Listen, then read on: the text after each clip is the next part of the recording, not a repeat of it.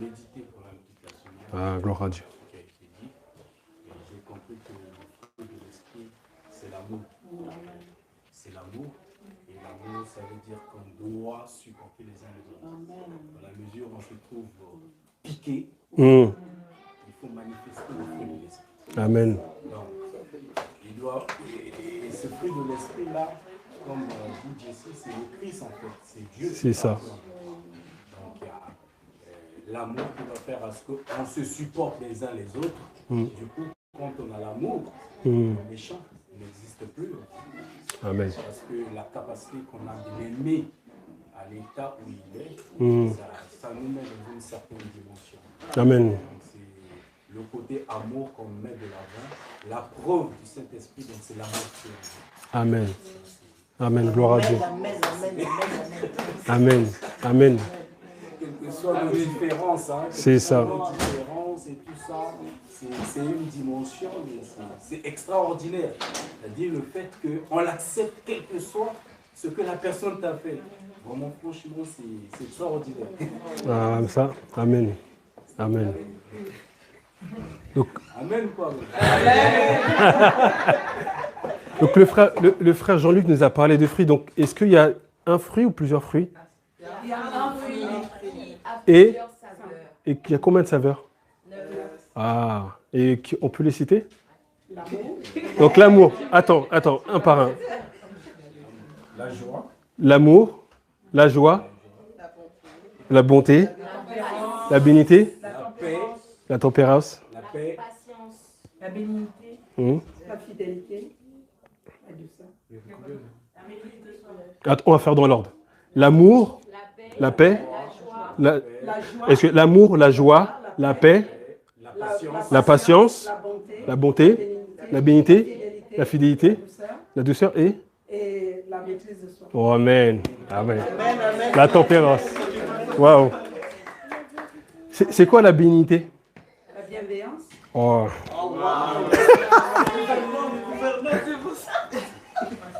Seigneur, même prière.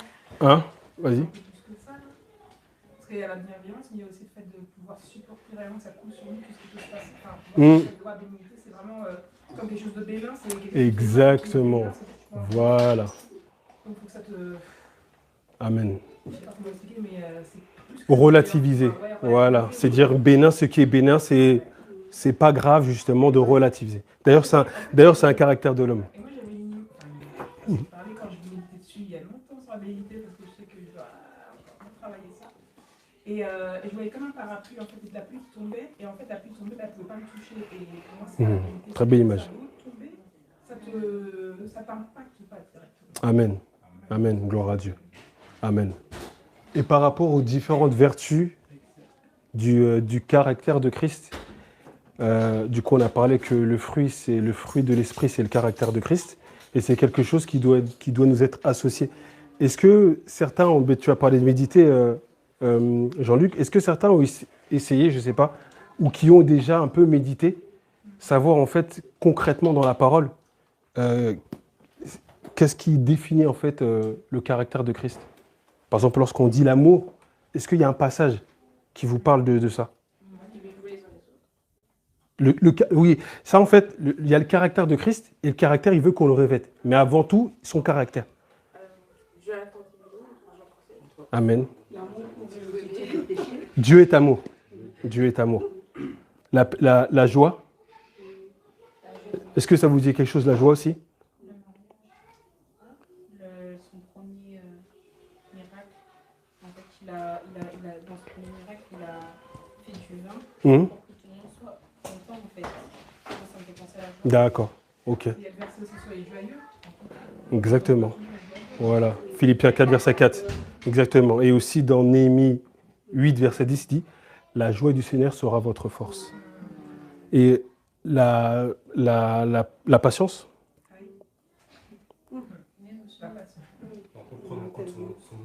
Quand il a commencé son ministère, Amen. de 12 ans, il a patienté jusqu'à 30 ans.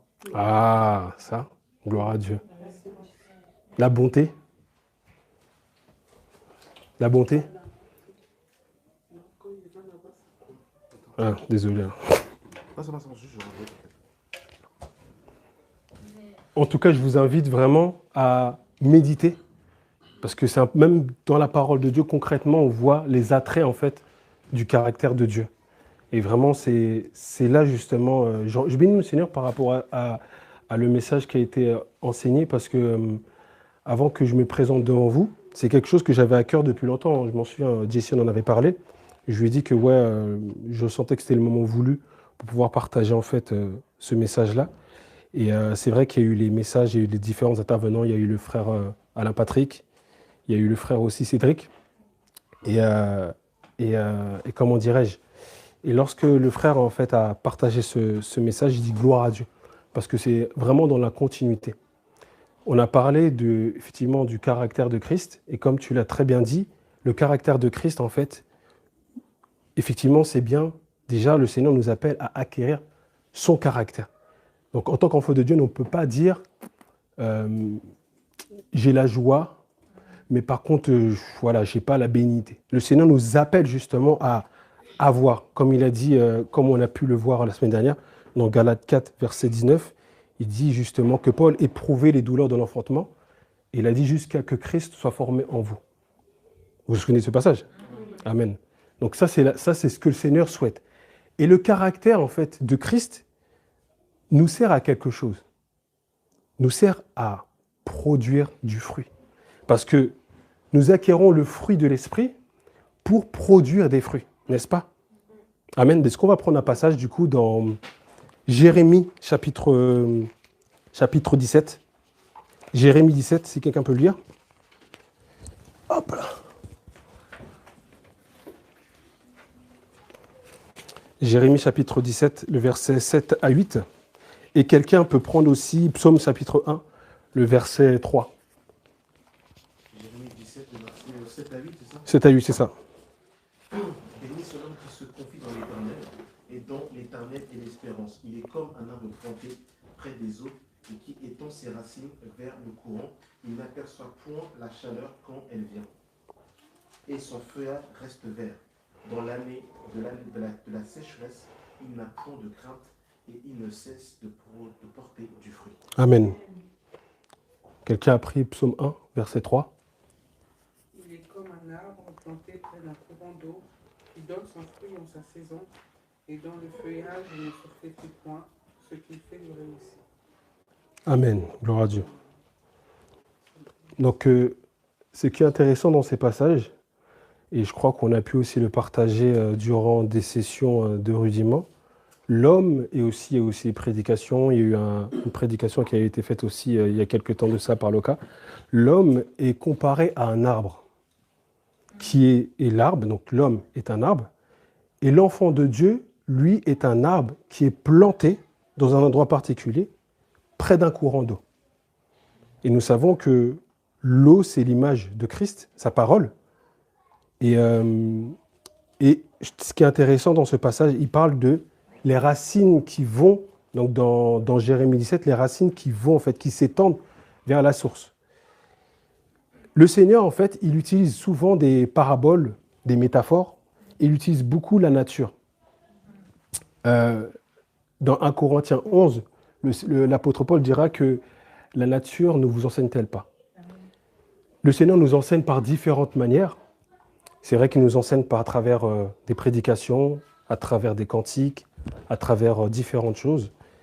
Mais c'est vrai que dans le temps où nous vivons, nous oublions l'enseignement à travers la nature, ce qui nous environne. Et ça, c'est un enseignement puissant. Et même, je dirais, mais il y a la nature, on parle des oiseaux, et même la nature au niveau de la végétation.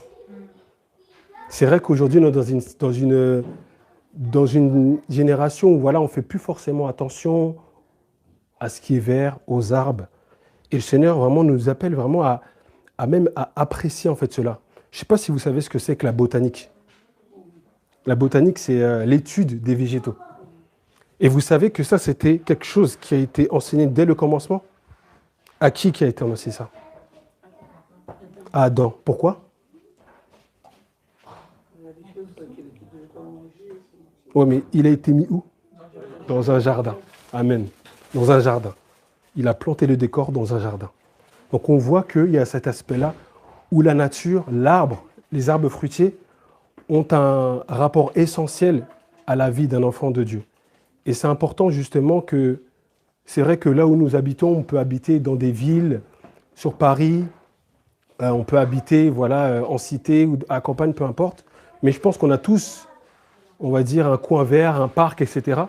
Et le Seigneur nous appelle à contempler cela, à comprendre, vraiment à comprendre. C'est vrai que souvent on peut se dire, oui, entre guillemets, j'ai pas la main verte, comme des fois on aime se décrire, mais c'est important de contempler la création de Dieu pour qui nous enseigne véritablement, qui est notre nourriture. Amen. Et d'autant plus, le Seigneur nous compare à un arbre.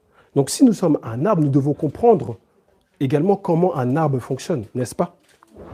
Donc un arbre, en fait, qu'est-ce que c'est? Un arbre est composé de différentes parties. Il y a une partie qui est sous terre qui est la racine. Après, il y a le tronc. Il y a les branches, les feuilles. Avant les fruits? Les fleurs, voilà. Les fleurs, c'est ça qui est les fruits, en fait. Exactement. Donc c'est composé de différentes choses. Et dans le passage qu'on vient de lire, justement, il dit qu'il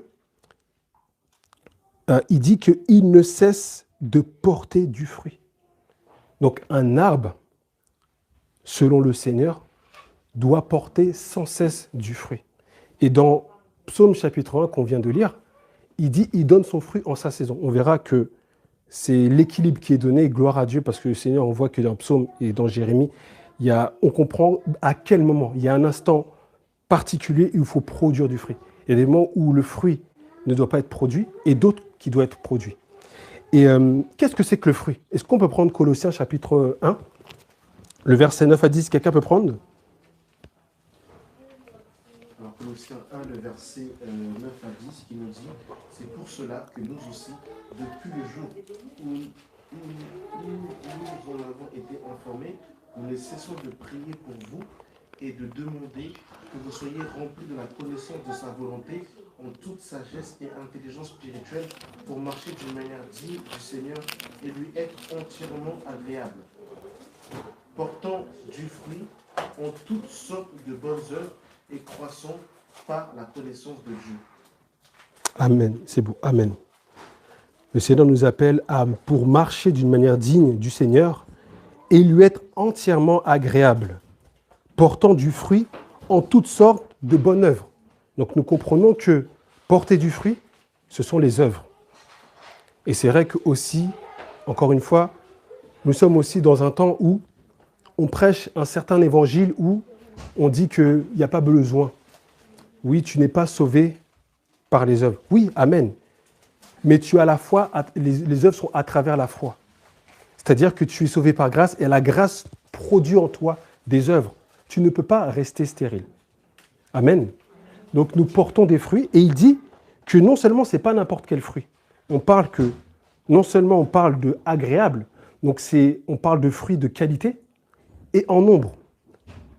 Donc c'est-à-dire qu'aujourd'hui tu produis des fruits, des œuvres. Amen. Mais le Seigneur t'appelle à produire d'autres. D'autres. Je ne sais pas si vous me comprenez. Il nous appelle à produire d'autres, mais des fruits qui sont agréables. Et les fruits, pour que le fruit soit agréable, c'est quoi? C'est que l'arbre est planté près d'un courant d'eau. Donc lorsque tu veux produire du fruit et tu veux produire davantage de fruits, en tant qu'arbre, il faut que tu vois premièrement au niveau des racines. Parce que c'est là que tu es assis pour produire du fruit. C'est pour ça que c'est important, vraiment le message sur le caractère de Christ. Tu ne peux produire des bons fruits si tu ne revêts pas le Seigneur. Si tu ne plonges pas tes racines dans la source d'eau, pour davantage, à ce que Christ se forme en toi davantage. Là où tu as des difficultés sur la patience, il faut que tu ailles davantage. Là où tu as des difficultés dans la paix, que tu ailles davantage pour enfin que tu portes du fruit, des fruits, donc des fruits de qualité, mais aussi beaucoup de fruits. Parce que le Seigneur, nous savons un Seigneur excellent. Il a un palais excellent, il veut un fruit qui soit agréable. C'est comme à la manière lui-même, Dieu lui-même, il a donné son Fils unique. Ce sacrifice-là, ce n'est pas un sacrifice qui est banal, ce n'est pas un sacrifice qui est, on va dire, comment dirais-je, négligé. Ce n'est pas la suffisance. Dans 1 Pierre 1, il nous dira que Jésus-Christ était un agneau sans défaut, sans tache. Il a été sans défaut, sans tache. Donc, lorsque nous portons des fruits, il faut que ce fruit-là soit agréable, premièrement, mais qui se multiplie. Donc, là où tu as l'habitude de faire quelque chose, gloire à Dieu. Là, aujourd'hui, nous nous rassemblons. Gloire à Dieu. Nous avons entendu des témoignages. Merci Seigneur. Le Seigneur nous appelle encore plus. C'est là l'excellence du Seigneur. Nous revêtons du caractère de Christ pour davantage produire du fruit. Il ne faut pas être dans la suffisance. Le Seigneur a horreur de la suffisance. Oui, hier, tu as produit tel fruit. Demain, tu t'arrêtes. Souvenez-vous de la parole du sentinelle. Est-ce que dans Ézéchiel, il a dit que le juste, la justice du juste ne le sauvera pas. Bien que le juste a produit des fruits, si à un instant T, le Seigneur demande de produire davantage de fruits et ne produit pas, sa justice ne le sauvera pas. Donc c'est quelque chose qui peut paraître difficile, quelque chose qui peut paraître insurmontable, mais si nous avons plongé nos racines dans le Seigneur, en fait, la source nous porte, et en fait, on porte des fruits de manière naturelle. Mais aussi, il y a une certaine exigence à avoir et il faut s'efforcer. Parce que là, lorsque dans Jérémie, il dit que au niveau des racines, il dit que les racines s'étendent. Donc, il est comme un arbre planté près des eaux et qui étend ses racines vers le courant. Donc, nous comprenons que ce n'est pas Dieu qui étend les racines, c'est l'arbre lui-même. Donc, il y a un travail à faire en nous-mêmes.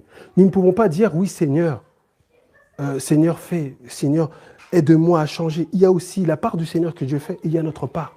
L'apôtre Paul, lorsqu'il dira dans Actes chapitre 15, on voit que lorsqu'il y a eu le concile pour pouvoir débattre sur la circoncision, les différents rites mosaïques qui produisaient justement du trouble, il dira qu'il a été convenu par le Saint-Esprit et nous. Donc on voit que nous sommes co-héritiers. Il y a notre part, et il y a la part de Dieu qui lui est faite et notre part. Donc nous ne pouvons pas dire juste réclamer la grâce de Dieu. Dieu nous donne des armes, Dieu nous donne les possibilités et c'est à nous justement de nous efforcer. Amen. Donc là, il dit qu'il étend ses racines. Et donc, ce qui est intéressant, c'est que le rôle des racines, principalement, il y a deux rôles. Il y a, lorsque l'arbre est planté, la racine a un rôle d'ancrage, donc le fait d'être enraciné dans le sol. Donc on s'enracine pour éviter que l'arbre vacille et ne se déracine. Et aussi notre rôle, c'est la racine est là pour capter les nutriments, capter là où il y a la source d'eau. Donc il y a deux choses. Et donc c'est important que pour qu'il y ait une croissance, il faut que la croissance soit aussi également dans les racines. Et c'est quoi l'image de la croissance au niveau de la racine? C'est l'image d'une croissance qui n'est pas visible à l'œil des hommes, mais qui est visible à l'œil de Dieu. Donc, bien-aimé, pour que tu grandisses, grandis déjà premièrement dans le sol. Vous savez, j'ai fait le tour aussi au niveau, Dieu m'a fait grâce par rapport à la maison. Vous savez, les mauvaises herbes, la particularité des mauvaises herbes, elles poussent très vite. Mais par contre, ce qui est intéressant et ce qui est impressionnant, c'est que tu prends juste comme ça, elles se déracinent facilement. Parce que les racines, en fait, elles sont juste là pour s'éparpiller. Elles ne vont pas profond. Elles ne vont pas en profondeur. Après, bien entendu, si on laisse comme ça, au bout d'un moment, ça va profond. Mais en fait, il y a une facilité quand même de pouvoir retirer. Et même là, j'ai des mauvaises herbes au niveau des cailloux. Ça m'a fait penser à la parabole, justement, on le lira dans Matthieu 13, où on voit que lorsqu'elle est au niveau des endroits pierreux, en fait, elle n'a pas de racines. Donc, lorsque tu veux grandir dans le Seigneur, grandis premièrement au niveau des racines. Donc, la racine, c'est l'image, en fait, où tu as ton intimité avec Dieu, où peut-être les œuvres que tu produis ne sont pas vues au vu de tous. Et je prends, par exemple, mon exemple. Ça fait un peu plus d'1 an que je me suis pas présenté auprès de vous. Et un arbre, en fait, je fais encore la comparaison par rapport à l'arbre. L'arbre, en fait, il est soumis aux saisons. C'est pour ça que dans Psaume 1, il dit « Il donne son fruit en sa saison ». Mais pendant que c'est la saison hivernale, l'arbre n'arrête pas de travailler. Il continue à essayer de puiser au niveau des racines. Mais c'est des choses qui ne se voient pas forcément. Et moi-même, par rapport à cela, on a pu parler avec le frère Jesse. Beaucoup de choses se sont passées dans ma vie, Déjà, comme j'expliquais, il y a eu ce projet-là qui a pris beaucoup de place par rapport à ça, parce que j'en ai parlé à quelques-uns. On a détruit les murs, on a fait tout un chantier. Il y a eu des choses aussi qui sont passées dans ma vie. C'est vrai que c'est des choses qu'on ne s'en rend pas compte, mais la perte de ma sœur, c'est vrai que le deuil, c'est quelque chose que des fois, sur le coup, on ne réalise pas.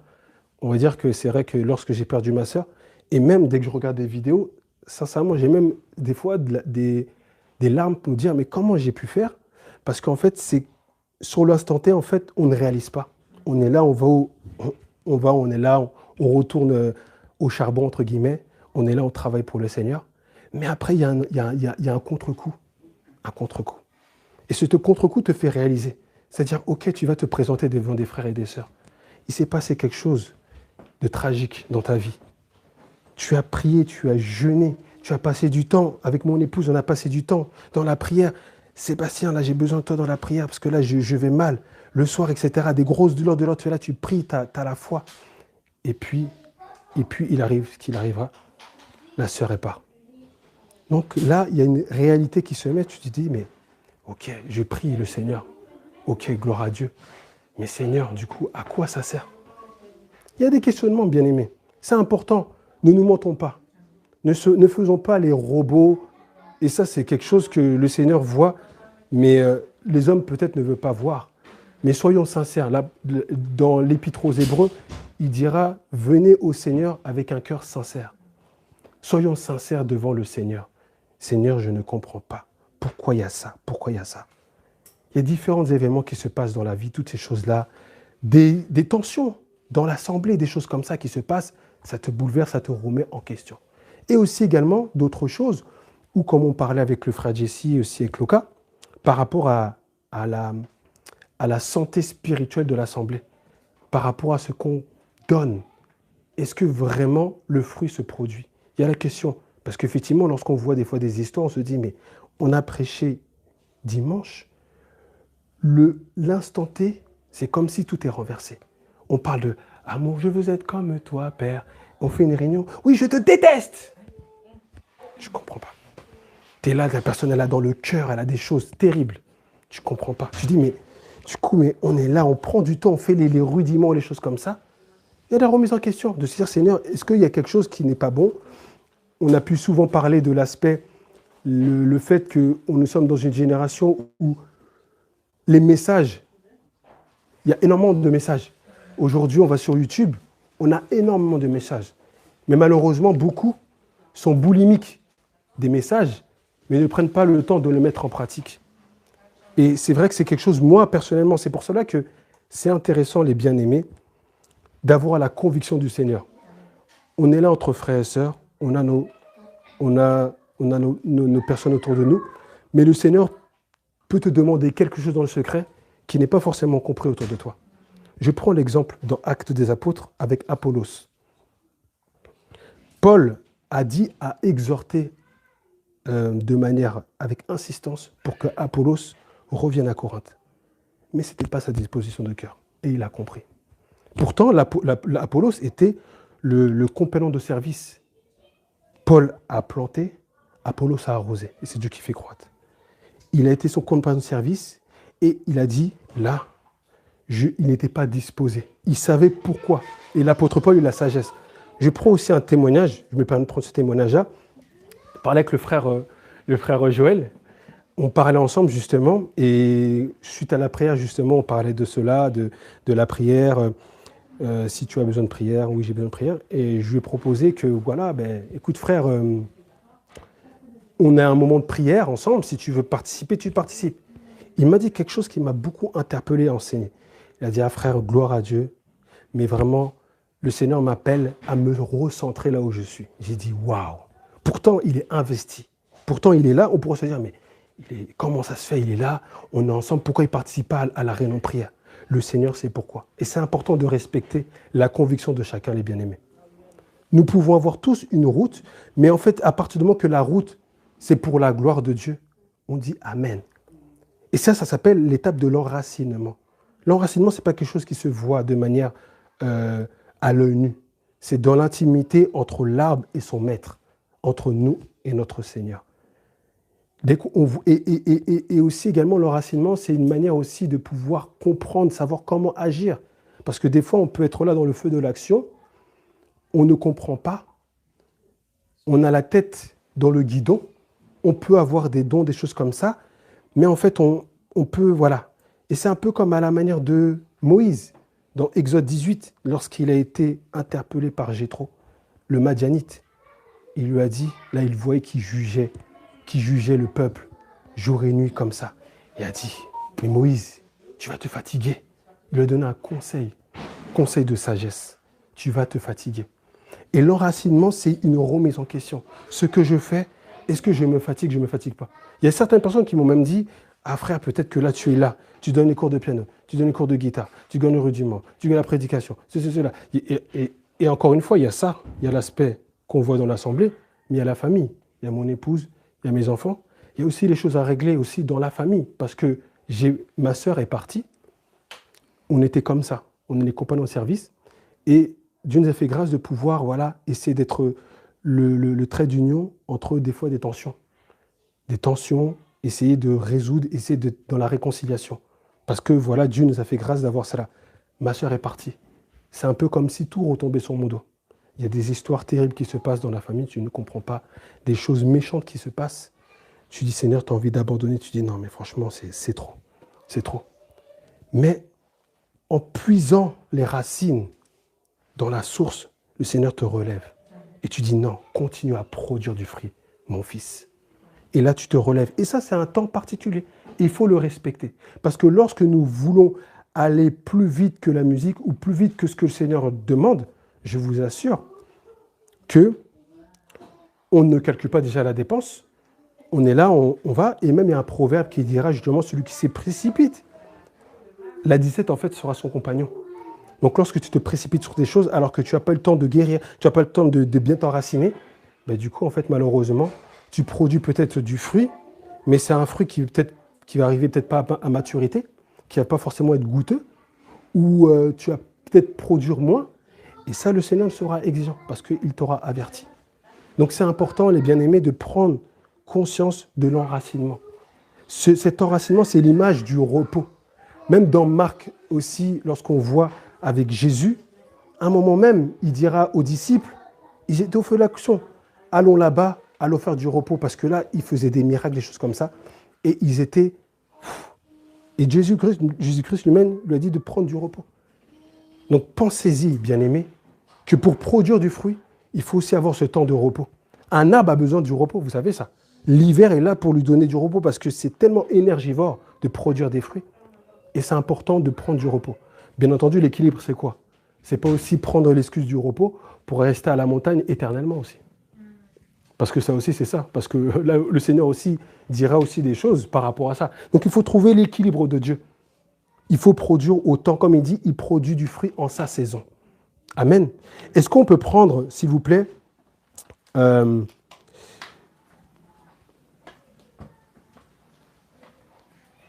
va prendre, s'il vous plaît, justement, on va prendre Éphésiens chapitre 3, le verset 17 à 19. Si quelqu'un peut lire Éphésiens chapitre 3, le verset 17 à 19. Éphésiens 3, le verset 17 à 19.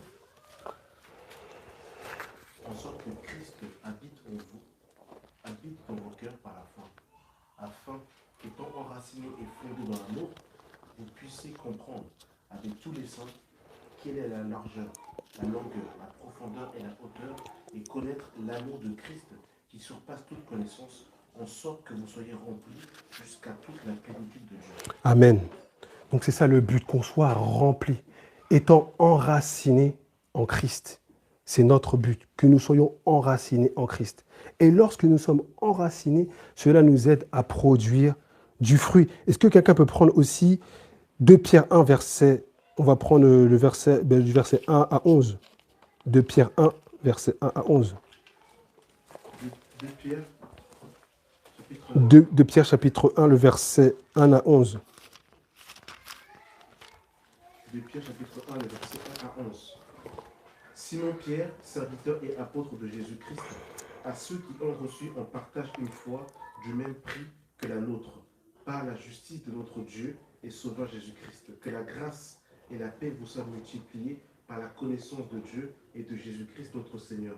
Comme sa divine puissance nous a donné tout ce qui contribue à la vie et à la piété, au moins de la connaissance de celui qui nous a appelés par sa propre gloire et par sa vertu, lesquels nous assurent de sa part les plus grandes et les plus précieuses promesses, afin que par elles, vous deveniez participants de la nature divine, en fuyant la corruption qui existe dans le monde par la convoitise. À cause de cela même, faites tous vos efforts pour joindre à votre foi la vertu, à la vertu la science, à la science la tempérance, à la tempérance la patience, à la patience la piété, à la piété l'amour fraternel, à l'amour fraternel la charité. Car si ces choses sont en vous et ils y sont avec abondance, elles ne vous laisseront point oisifs ni stériles pour la connaissance de notre Seigneur et Sauveur Jésus-Christ. Mais celui en qui ces choses ne sont point est aveugle. Il ne voit point de loin. Il a mis en oubli la purification de ses anciens péchés. C'est pourquoi, frères, appliquez-vous d'autant plus à affermir votre vocation et votre élection. Car en faisant cela, vous ne broncherez jamais. C'est ainsi, en effet, que notre entrée dans le royaume éternel de notre Seigneur et Sauveur Jésus-Christ vous sera pleinement accordée. Amen. Donc là, on comprend à la fin le verset, c'est ainsi, en effet, que l'entrée du royaume éternel de notre Seigneur et Sauveur Jésus-Christ vous sera pleinement accordée. Ce ne sera pas petit, ce sera pleinement. Et ça, c'est en faisant, et à cause de cela, faites tous vos efforts. Donc, produire du fruit, donc le fait déjà de refléter le caractère de Christ, ça demande des efforts. Nous devons faire tout notre possible. Nous ne pouvons pas rester. Le Seigneur, en fait, ne nous appelle pas à la suffisance, encore une fois. Nous produisons du fruit, ok, gloire à Dieu.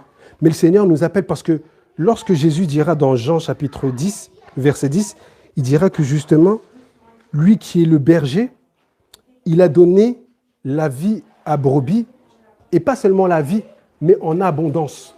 Donc on comprend qu'il y a cette image de ok, je produis, amen, mais je dois produire plus selon le Seigneur. Donc lorsque tu es là, bien-aimé, tu es là, tu te rassembles. Comme le frère a pu le dire, on se rassemble ensemble en église, on chante des cantiques, gloire à Dieu. À travers les cantiques, à travers les prières, à travers les prédications, quel est ce temps que j'utilise pour... Qu'est-ce que je fais de cela pour pouvoir méditer, pour pouvoir prendre du temps et produire du fruit? Il ne faut pas juste, c'est vrai, on est là, on se rassemble. Merci Seigneur, on est ensemble. Mais le Seigneur nous appelle à plus, à chercher, à produire davantage. Est-ce que quelqu'un peut prendre Matthieu chapitre 13? Et là, on va rentrer par rapport aux fruits. Parce que là, nous avons compris que déjà, pourquoi on produit du fruit, beaucoup de fruits? C'est parce que par la grâce du Seigneur, sa source est en abondance. Il nous a donné sa vie, mais sa vie en abondance. Donc, ça veut dire que nous ne pouvons pas être de ceux qui sont juste dans la suffisance, dans la moyenne, dans la mentalité de la moyenne. Comme on peut être en cours, on dit j'ai 10, yes. Non, il faut aller plus. Il ne faut pas aller juste dans le 10 parce que c'est ça qui va dépendre de la plénitude de l'ouverture du royaume des cieux. Amen. Matthieu 13. Matthieu 13, excuse-moi, le Matthieu 13, le verset... on va pas prendre tout. 19, je crois, c'est 19. 19, regarde, 19. Ouais, 19 à 23. Lorsqu'un homme écoute la parole du royaume et ne la comprend pas, le malin vient et enlève ce qui a été semé dans son cœur. Cet homme est celui qui a reçu la semence le long du chemin. Celui qui a reçu la semence dans les endroits pierreux, c'est celui qui entend la parole et la reçoit aussitôt avec joie. Mais il n'a pas de racine en lui. Il manque de persévérance. Et dès que survient une tribulation ou une persécution, à cause de la parole, il y trouve une occasion de chute. Celui qui a reçu la semence parmi les épines, c'est celui qui entend la parole, mais en qui les soucis du siècle et la séduction des richesses étouffent cette parole et la rendent infructueuse. Celui qui a reçu la semence dans la bonne terre, c'est celui qui entend la parole et la comprend. Il porte du fruit et un grain en donne 100, un autre 60, un autre 30. Ok? Amen, c'est bon. Donc, le Seigneur nous appelle à être cette bonne terre pour produire davantage de fruits. Et justement, le fait de produire davantage de fruits, c'est l'image de l'excellence. Dieu nous appelle à l'excellence. Dieu nous appelle à l'excellence. Amen. Donc, ça veut dire qu'il ne faut pas être dans la suffisance. Je vais juste noter ce passage dans 2 Corinthiens, justement. L'apôtre Paul dira à 2 Corinthiens 8, l'apôtre Paul dira à l'église de Corinthe qu'ils excellaient en diverses choses, en dons, en foi, en sagesse, en différentes choses. Mais il a dit, je veux que vous excellez dans cette œuvre de bienfaisance, par rapport à l'appel du don que devaient de bénéficier les églises qui étaient dans la difficulté. Il appelle à l'excellence, que vous excelliez. Vraiment, moi, bénissons le Seigneur par rapport à, vraiment, on en parlait avec le frère Jesse, de voir en fait l'œuvre qu'il y a au milieu de nous. Vraiment, cela nous encourage. Et l'apôtre Paul, en fait, lorsqu'on parle de l'excellence, c'est un encouragement, d'aller plus loin. Lorsqu'on voit des relations qui au départ étaient des relations tumultueuses et qu'il y a une réconciliation, gloire à Dieu. Lorsqu'on voit des personnes qui ont eu des difficultés et qui n'arrivaient pas à trouver à l'âme sœur et que maintenant ils sont mariés, gloire à Dieu. Donc on voit ces choses-là, ça nous encourage. Et le Seigneur nous demande encore plus loin encore. Donc c'est-à-dire, lorsque par exemple tu es là, tu produis, tu es avec un frère, vous avez, comment dirais-je, une mésentente. Vous vous parlez. Là, c'est une réconciliation, gloire à Dieu. Mais le Seigneur appelle plus loin. C'est quoi? L'excellence, c'est quoi? C'est voir s'il n'y a pas de racine. C'est-à-dire que lorsque tu te réconcilies, sois sûr que tout est bien réconcilié. Parce que le jour où tu te réconcilies, mais une réconciliation, juste la poussière sur le tapis, il y a la réconciliation, gloire à Dieu. Lorsque viendra la tempête, tout va ressortir. Dans Hébreux 12 dira qu'aucune racine d'amertume ne pousse et soit infecte. Donc c'est-à-dire que c'est comme les mauvaises herbes. Lorsque les mauvaises herbes, vous les coupez, il ne faut pas les couper, il faut les arracher. C'est vrai que ça fait mal. C'est vrai que des fois, l'enracinement, c'est aussi l'image de revenir sur des choses. C'est pas facile. Mais il faut revenir pour déraciner. Il faut revenir parce que c'est ça qui va vraiment permettre d'avoir la véritable guérison. Le pas qui est fait de pouvoir se parler, de se dire bonjour, gloire à Dieu. Vraiment, on le voit aujourd'hui. On voit des gens qui, au départ, c'était le froid, en fait, il y avait non-calculage. Et aujourd'hui, on voit, il y a des bonjours. On voit que... Et ça réjouit le Seigneur. Vraiment, ça réjouit le Seigneur. De voir, par exemple, l'image... il est parti... comment il s'appelle? Désolé, je crois... Non, mais c'est une image forte, il a dit. Il a dit le témoignage qu'il a dit à Hélène. Amen, c'est un témoignage puissant. Il a dit, peu importe le mal que tu me feras, je te pardonnerai toujours. C'est une parole forte. Vraiment, amen. Et vraiment, le Seigneur nous appelle à cela. À déblayer. Et c'est ça l'excellence. Pas juste être dans la suffisance, dans le « ok, on se réconcilie parce que tu m'as rendu service ». Non, il faut déraciner. Il faut déraciner. Ça fait mal. Mais en fait, le Seigneur nous appelle à cela. Comme ça, le jour où viendra une épreuve, on se fera confiance. Jesse nous a parlé de quelque chose et c'est vrai que ça m'a attristé aussi en disant, mais c'est vrai qu'aujourd'hui, est-ce qu'on peut nommer le nombre de personnes à qui on peut se confier? Et ça, c'est pas normal. On devrait être libre l'un envers l'autre, être transparent. Et gloire soit rendue à Dieu, le travail se fait lorsqu'on entend des témoignages. Par exemple, la sœur Chamar qui a parlé lors de la prière en disant, oui, priez pour moi parce que voilà, j'ai manqué de tempérance. Amen. Pourtant, on pourrait dire, Chamar, femme de qualité, mais comment ça se fait? Non. Elle dit, elle confesse ses péchés. Lorsqu'on entend aussi la sœur Erixia qui dit, oui, voilà, désolé, je me permets, parce que c'est... qui dit, non, mais c'était en public, qui dit, voilà, j'ai des difficultés, je cherchais à prier, et voilà, je voulais écouter la musique du monde, mais les larmes ne... les larmes ne coulaient pas, etc. Lorsqu'on entend ça, on dit, ah, mais les musiques du monde, mais comment ça se fait? Eric Sa, il dit, prends ma vie, mais pourquoi elle parle elle chante des cantiques, etc. Chacun, en fait, a des moments de difficulté. Et ça, c'est bien d'être sincère. Il faut que nous croissions dans la sincérité. Vraiment, c'est ce que le Seigneur nous appelle, les bien-aimés. Et ça, en croissant sur la sincérité, c'est une manière de produire du fruit. Et ce fruit-là est un fruit... Hein? Oui, j'ai parlé de toi en disant que par rapport au témoignage que tu as donné, c'était vraiment une très belle œuvre. En disant à Hélène que quoi que tu fasses, je te pardonnerai toujours. Non, mais tu l'as dit avec fermeté et c'était touchant. Donc, je bénis mon Seigneur par rapport à cela. C'est une réconciliation. Et même aussi, hein, je me permets un petit peu d'en parler en préambule, mais je pense que ça sera rendu public aussi.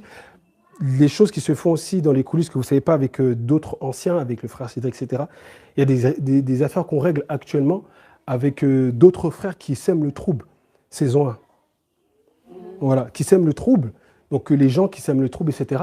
Et là, on est en train de faire une sorte d'une réunion, mais on prend tout le temps d'essayer de savoir, etc. Donc il y a ce côté d'exceller, de savoir si vraiment on est allé jusqu'au bout. Et ça, c'est l'amour de Dieu. Et ça permet aussi même de mettre en lumière aussi. Et ça, je vous en parle en préambule, mais on vous en parlera de manière claire parce que c'est important. Ça sera une décision qui sera prise et que vous devrez informer. C'est-à-dire que des fois, le Seigneur, comme à la manière de l'apôtre, qui dira, voilà, que par exemple, si telle est la décision, il dira, comme dans 1 Corinthiens chapitre 5, ne pas avoir de relation avec un frère une personne qui se nomme mon frère. Donc il y a des situations où on arrive jusqu'à là. Et ça, c'est important de le dire.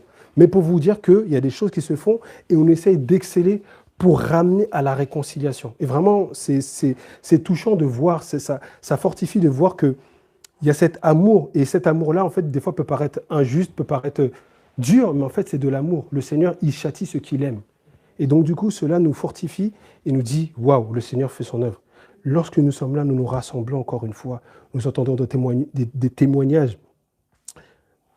Je témoigne par rapport à cela, par rapport à Nelvina, qui, par rapport à la guitare qu'elle fait, le fait qu'elle chante des cantiques, et c'est du temps qu'elle prend dans la semaine. Des fois, on peut s'appeler, on s'envoie des messages, etc. C'est du temps qu'elle a et de voir, en fait, cet amour qu'elle a, d'apprendre en plus. Et c'est ça le Seigneur. C'est pas juste, je joue la guitare, je reste sur 2-3 accords, et c'est bon, c'est OK, gloire à Dieu, ça bénéficie, ça édifie les gens. Mais le Seigneur, il dit, si tu as des capacités d'apprendre d'autres accords, d'apprendre le barré, d'apprendre ceci, cela, le Seigneur, il veut ça. C'est cette image-là. Ne pas rester dans l'insuffisance. Même lorsqu'on voit, on a pu donner aussi les cours de guitare, de piano aussi, avec Tatanis et tant d'autres personnes, qu'on prendra plaisir à Dieu, on voit l'évolution, l'amour qu'il y avait, le dévouement. Ne pas juste rester dans l'insuffisance. Et moi-même aussi, hein, le fait de pouvoir donner, là vous voyez comment je joue, des fois, je demande au Seigneur, donne-moi la force d'apprendre encore, d'apprendre d'autres choses. Ne pas rester dans mes acquis. De dire, oh, ben, c'est bon, je suis là. Non, d'apprendre encore, d'apprendre d'autres choses, parce que ça glorifie le Seigneur. Et c'est ce que le Seigneur nous appelle. Et ça, en fait, d'apprendre des choses, c'est une manière de produire des fruits qui seront édifiants pour les frères et les sœurs. Et est-ce qu'on peut prendre, s'il vous plaît, justement par rapport à... Comme je vous l'ai dit, la production de fruits, il faut qu'elle se fasse selon le discernement de Dieu. Donc il ne faut pas aussi être activiste. Hein? Vous savez ce que c'est l'activisme? Est-ce que quelqu'un sait ce que c'est être activiste? En faire trop. Voilà. En faire trop, d'autres personnes ont le fait d'être activiste, de faire les activités, de faire tout. Voilà. Ah, voilà, un zèle sans intelligence. Donc, produire, ok, mais sans intelligence. Et ça, le Seigneur aussi, il ne veut pas, parce que c'est l'image de l'arbre qui va produire des fruits, certes, mais des fruits qui ne sont pas mûrs. Donc, des fruits que tu croques. Je ne sais pas, des fois, si ça vous fait aussi cette expérience-là. Moi, des fois, ça me frustre. Je vais dans le supermarché, je vais chercher un avocat. Tu es là, je suis content, tac et tout. Il est là, il est mûr. Tu es frustré. Pourtant, l'avocat, ça coûte 4 €, 3 €. Mais il est mûr, en fait, il est dur comme la pierre, ou du moins, il est trop mûr. Donc, du coup, tu es là, il faut que tu sois un spécialiste de savoir s'il arrive à maturité. Et ça, il n'y a pas plus frustrant de prendre un fruit qui n'est pas mature, en fait, qui est dur. Et ça, c'est l'image de ce que le Seigneur voit. Si on peut prendre Proverbe, chapitre 19, verset 2. Et quelqu'un peut prendre, ouais, non, Proverbe 19, verset 2.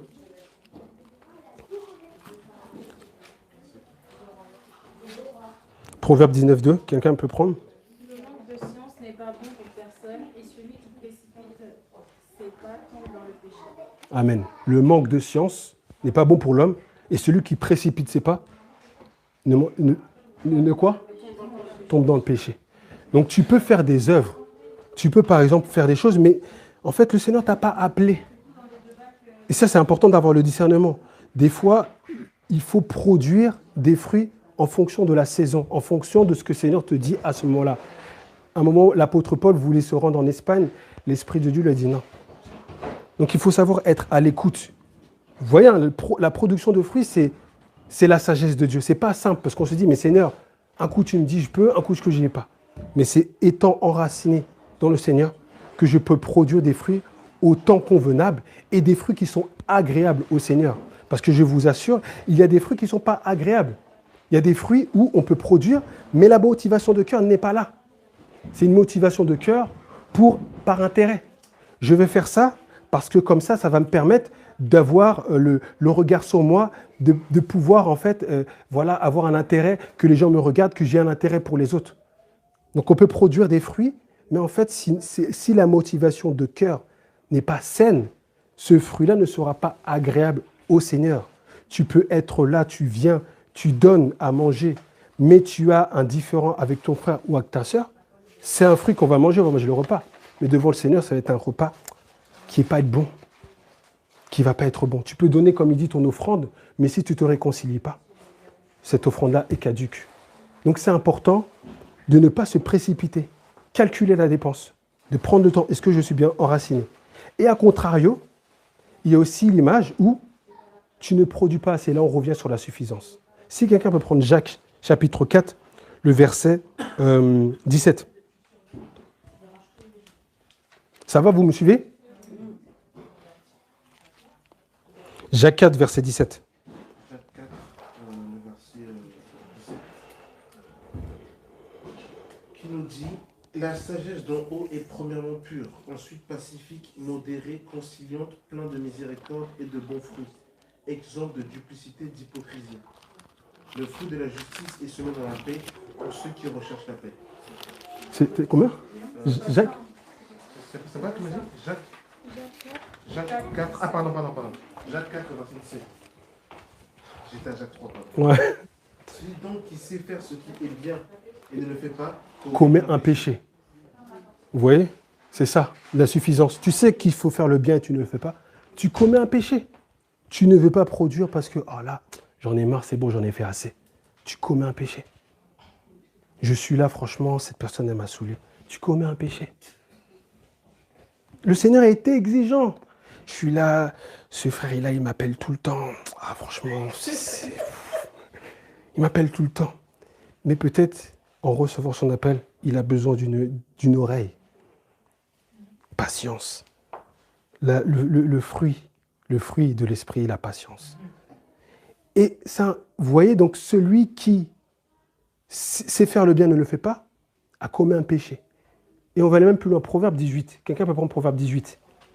Proverbe 18, le verset 9. Et ça, c'est terrible. Proverbe 18, le verset 9.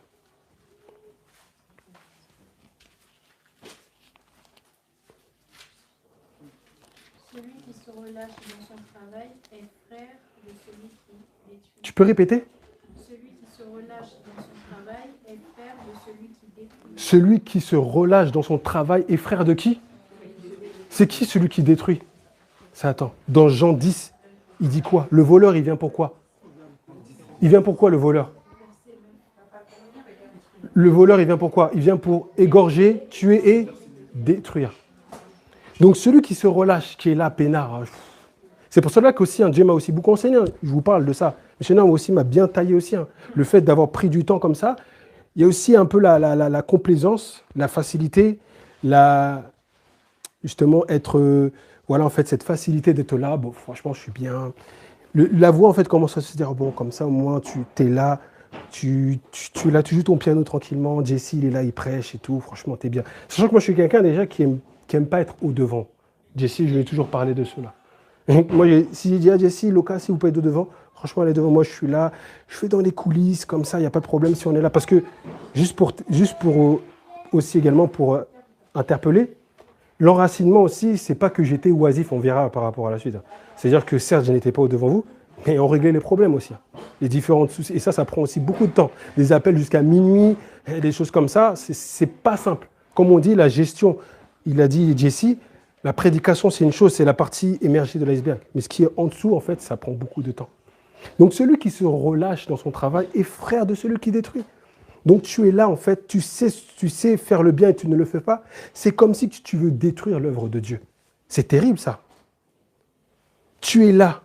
Je vais prendre un truc terre à terre. Comme Marceline. Comme Marceline. Dans son travail qui fait plus. Voilà, exactement. Exactement. Amen. Après, il faut avoir le discernement. Des fois, le Seigneur dit, on ne t'a pas demandé. Ah, c'est la sagesse de Dieu. Moi aussi, j'en ai pris à mon dépens. Mais bon, amen, gloire à Dieu. Tu es là, il y a un repas. C'est toujours Maman Skoll qui ramène. Tu es là, tu manges. C'est comme ça. Tu ne prends pas le temps de dire, c'est vrai, je vais voir Maman Skoll, je vais ramener quelque chose quand même.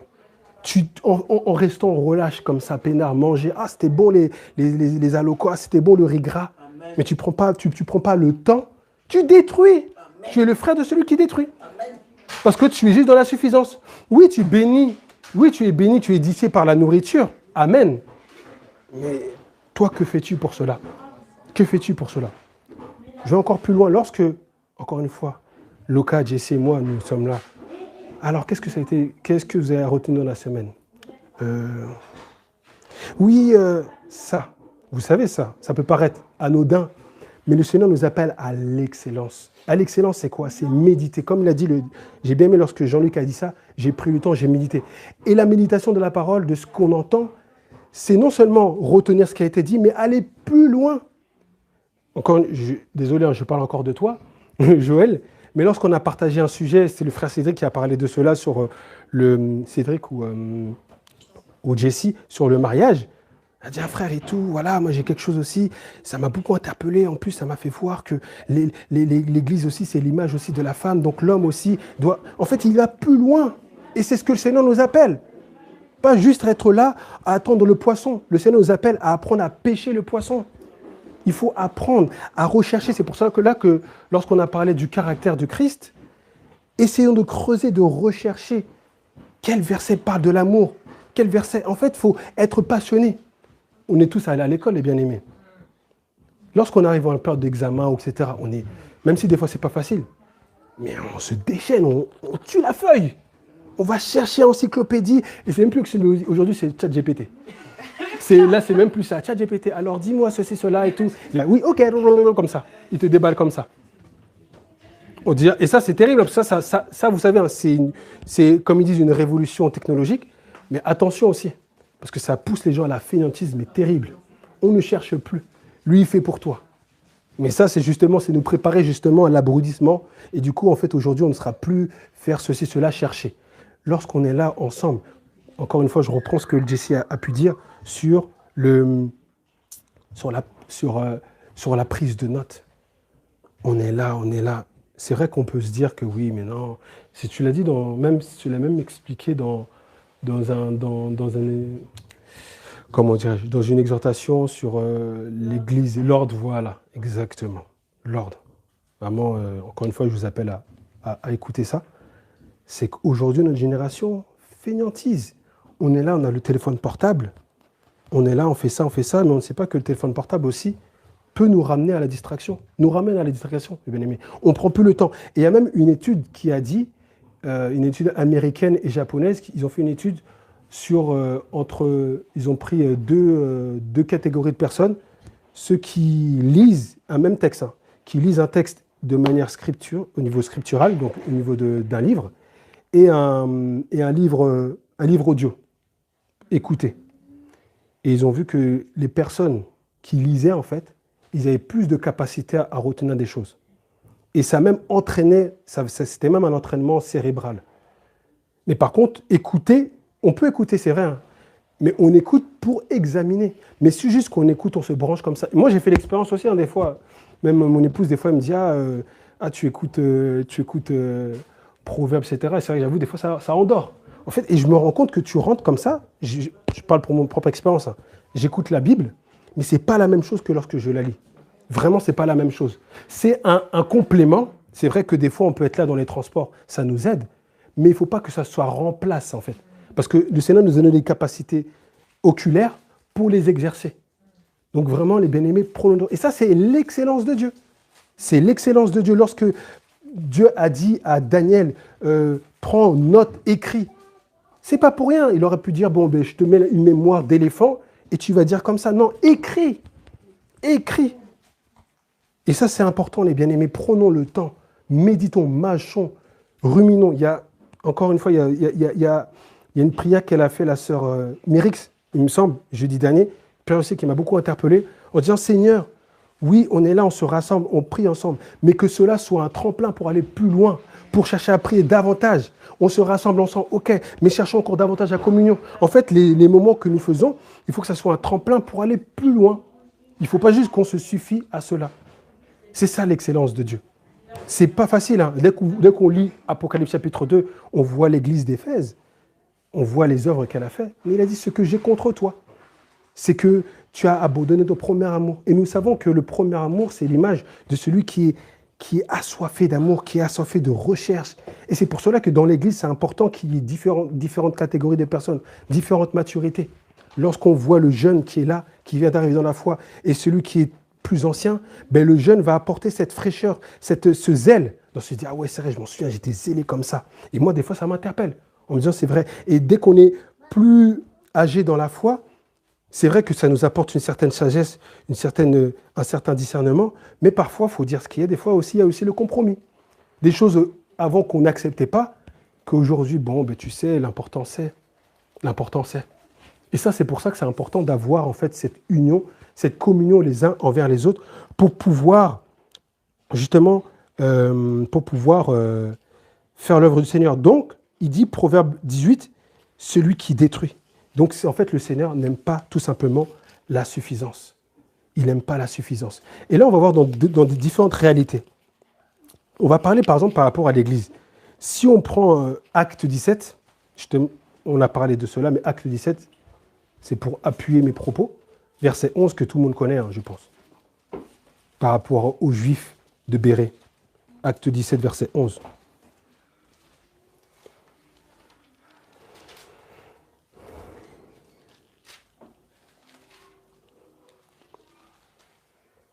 Acte 17, le verset 11. Ces Juifs avaient des sentiments plus nobles que celui des Thessaloniques. Ils reçurent la parole avec beaucoup d'empressement et ils examinaient chaque jour les Écritures pour voir si ce qu'on leur disait était exact. Les Juifs de Bérée avaient des sentiments nobles? Non, plus nobles. Donc tu peux avoir des sentiments nobles, mais pas plus nobles. Tu peux un temps, oui, tu écoutes la parole, mais aller dans l'excellence, c'est méditer. Et après, que cela produise du fruit. Aller plus loin. Le Seigneur nous appelle à avoir des sentiments plus nobles lorsque nous écoutons la parole de Dieu.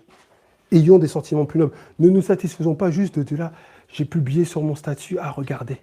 Non, va regarder toi-même et va chercher ce que tu as cherché. C'est bien de partager, mais toi, qu'en est-il? Va plus loin. Parce que le Seigneur a dit dans Hébreux 5, il a dit, depuis longtemps vous aurez dû être des maîtres, mais vous êtes toujours là, abusez du lait spirituel.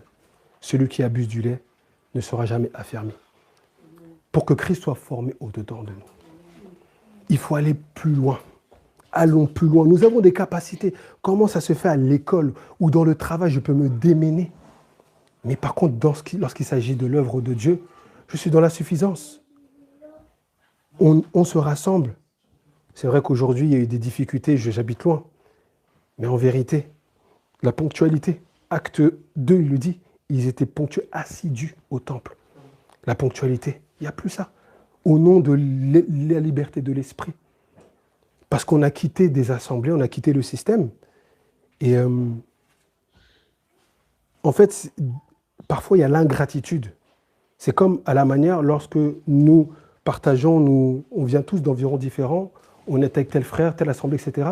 Mais sachez-le bien que où que vous étiez, le Seigneur vous a donné quelque chose. Il ne faut pas être ingrat. Peu importe là où tu es, le Seigneur a fait quelque chose avec toi. C'est comme lorsque nous voyons dans l'église, par exemple l'église de Pergame, les différentes églises, il dit même qu'il y a chez toi le trône de Satan. Mais il y en a certains, ils ont gardé leur robe. Et par rapport à là où tu es, des fois, ça peut te former.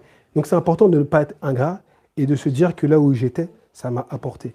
Mais le système aussi, l'aspect, la ponctualité. Je reprends ce que le bien-aimé a pu dire, hein, les dimanches, etc., de venir ponctuel, etc. Et là, aujourd'hui, c'est freestyle. C'est je viens, etc. Je viens quand je veux, ou voilà, je ne viens plus parce que j'ai été blessé, ceci, cela. Il n'y a pas de communication. Il faut aller plus loin. Allons plus loin. Essayons de cultiver la communion fraternelle. Il faut que nous soyons un. Il faut que nous soyons un. Aller plus loin, ne pas juste être dans la suffisance, ne pas être dans la moyenne. Lorsqu'on prend un autre aspect sur la nourriture, mon frère, ma sœur, prendre ma sœur aussi, le Seigneur te fait grâce d'être célibataire. Et pendant que tu es célibataire, tu dois t'exercer. Tu dois t'exercer. Comment ça se fait? Malheureusement, célibataire, abonnement Uber Eats, je suis là, je rentre, flemme. J'ai la flemme de faire un repas, ou du moins je vais creuser chez maman Skoll ou chez maman, etc. Alors que le Seigneur nous appelle à pouvoir exercer nos mains. Si on prend Proverbe 12, verset 27. Parce que, en fait, lorsque nous sommes dans la suffisance, c'est égal à quoi? Égal au paresseux. La paresse spirituelle, tout simplement. Celui qui est paresseux, c'est celui qui est suffisant. Certes, il a fait quelque chose, mais il est dans la suffisance. Quelqu'un peut prendre le passage? Proverbe 12. Le paresseux ne rôtit pas son gibier, mais les précieux trésors d'un homme, c'est l'activité. Le paresseux ne rôtit pas. Il prend viande crue, il mange.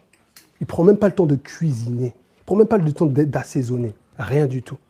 Lorsque, par exemple, on a souvent des conversations avec maman Skoll, on est là, il y a un repas, on dit « Ah, maman Skoll, t'as mis telle épice, telle épice. » Le fait de voir, en fait, comment dirais-je, lorsque nous mangeons, c'est à l'image du fruit, lorsque nous mangeons quelque chose, nous devons apprécier le sacrifice qui a été fait derrière. Il y a un sacrifice qui a été fait derrière. Et ça, c'est un enseignement. Lorsqu'on voit les mamans, même ma mère qui est comme ça, qui vont faire la nourriture, qui vont se lever à 5 h du matin. Aujourd'hui, il n'y a plus ça. Flemme. J'ai la flemme. Uber Eats, là, la notification qui vient, tac, tic. Elle vient comme ça. Ah, franchement, mais non, et tout, petit tacos, les sushis, etc. Mais tu ne prends plus le temps de cuisiner. Et ça se perd. Le psaume dit, David, il exerce mes mains au combat et mes doigts à la bataille. Exerçons nos mains. Prenons le temps de disséquer. Et ça, c'est produire du fruit. Ne soyons pas paresseux. Prenons du temps. Et comment veux-tu rechercher le mariage si tu es déjà paresseuse? Tu ne veux pas chercher à cuisiner. Tu es là, c'est que la flemme, que Uber Eats, que Deliveroo. Il n'y a pas de prise de temps, ou du moins même de se rapprocher d'une maman. Ah, comment tu fais? On est là, on regarde. Il faut regarder, il faut être enseigné. Je prends l'exemple de ce que tu as dit, maman Skoll, par rapport à Papa John. C'est un peu cette image-là, en disant que oui, alors heureusement, j'ai regardé telle chose, parce que sinon, Papa John, il faisait des choses. Et en fait, c'est ça, c'est la transmission. La personne, elle te transmet, mais il faut que tu sois aussi, il faut que tu aies à cœur de recevoir. Pas juste manger, consommer. Prends du temps d'apprendre. L'excellence, c'est apprendre. C'est chercher toujours à apprendre. Et dans tous les domaines, hein. Le Seigneur ne nous appelle pas à être dans une suffisance. Il faut apprendre dans tous les domaines. Dans le travail où je suis, je rends gloire à Dieu aussi, c'est un témoignage. Moi-même, j'étais dans une entreprise. J'étais consultant externe chez Suez. Et vraiment, c'était la planque, comme on dit. J'étais là, je faisais 7h, 15h. Je connaissais les process, je connaissais tout. C'était, voilà, même la pause midi, de midi à 2h, je faisais du foot. Enfin, c'était tellement simple. Simple. Mais vraiment, le Seigneur m'a touché, m'a interpellé. Et il a permis à ce qu'il y ait une opportunité qui se met, qui s'en trouve. Et c'était une boîte où là je suis actuellement, une start-up. Et elle est venue vers moi, donc déjà, je ne comprends pas. Enfin, voilà, je suis venu à moi et je regarde les choses qui sont à faire. Je suis là, je m'interpelle, je dis non, franchement, mon confort, je suis là, tranquille, j'ai des projets, j'ai pas envie, etc. Mais dans un autre sens, le Seigneur appelle, mon fils, tu as des capacités. Va au-delà, va plus loin. Donc j'ai dit, ok, j'ai suivi. Et je suis allé là où je suis. La première semaine, je voulais démissionner. C'était terrible. C'était une torture psychologique. Ça a tout allé vite. Je dis, mais qu'est-ce que je fais là? En fait, c'est comme si que tout ce que tu as appris, c'était renversé. Je vous assure. Hein. Mais par contre, je faisais des choses, je ne me rendais pas compte. J'avais la réunion mi-période d'essai. Mon manager vient arriver. Sébastien, alors du coup, alors comment ça se passe? Moi, je suis là, je m'attends à ce qu'il me dise, franchement, c'est catastrophique. Parce que moi, mon background, c'est quoi? C'est Bac plus 2 non validé. Et j'ai été employé en tant qu'ingénieur support Bac plus 5. Gloire à Dieu. Vraiment, c'est grâce à Dieu. Je parle à mes collègues, ils me disent, ah, t'as fait quoi comme école d'ingé? Je dis, ah.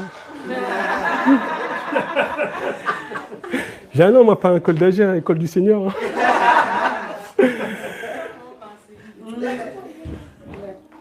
Et là, ça va vite. Je me dis, non, je suis là.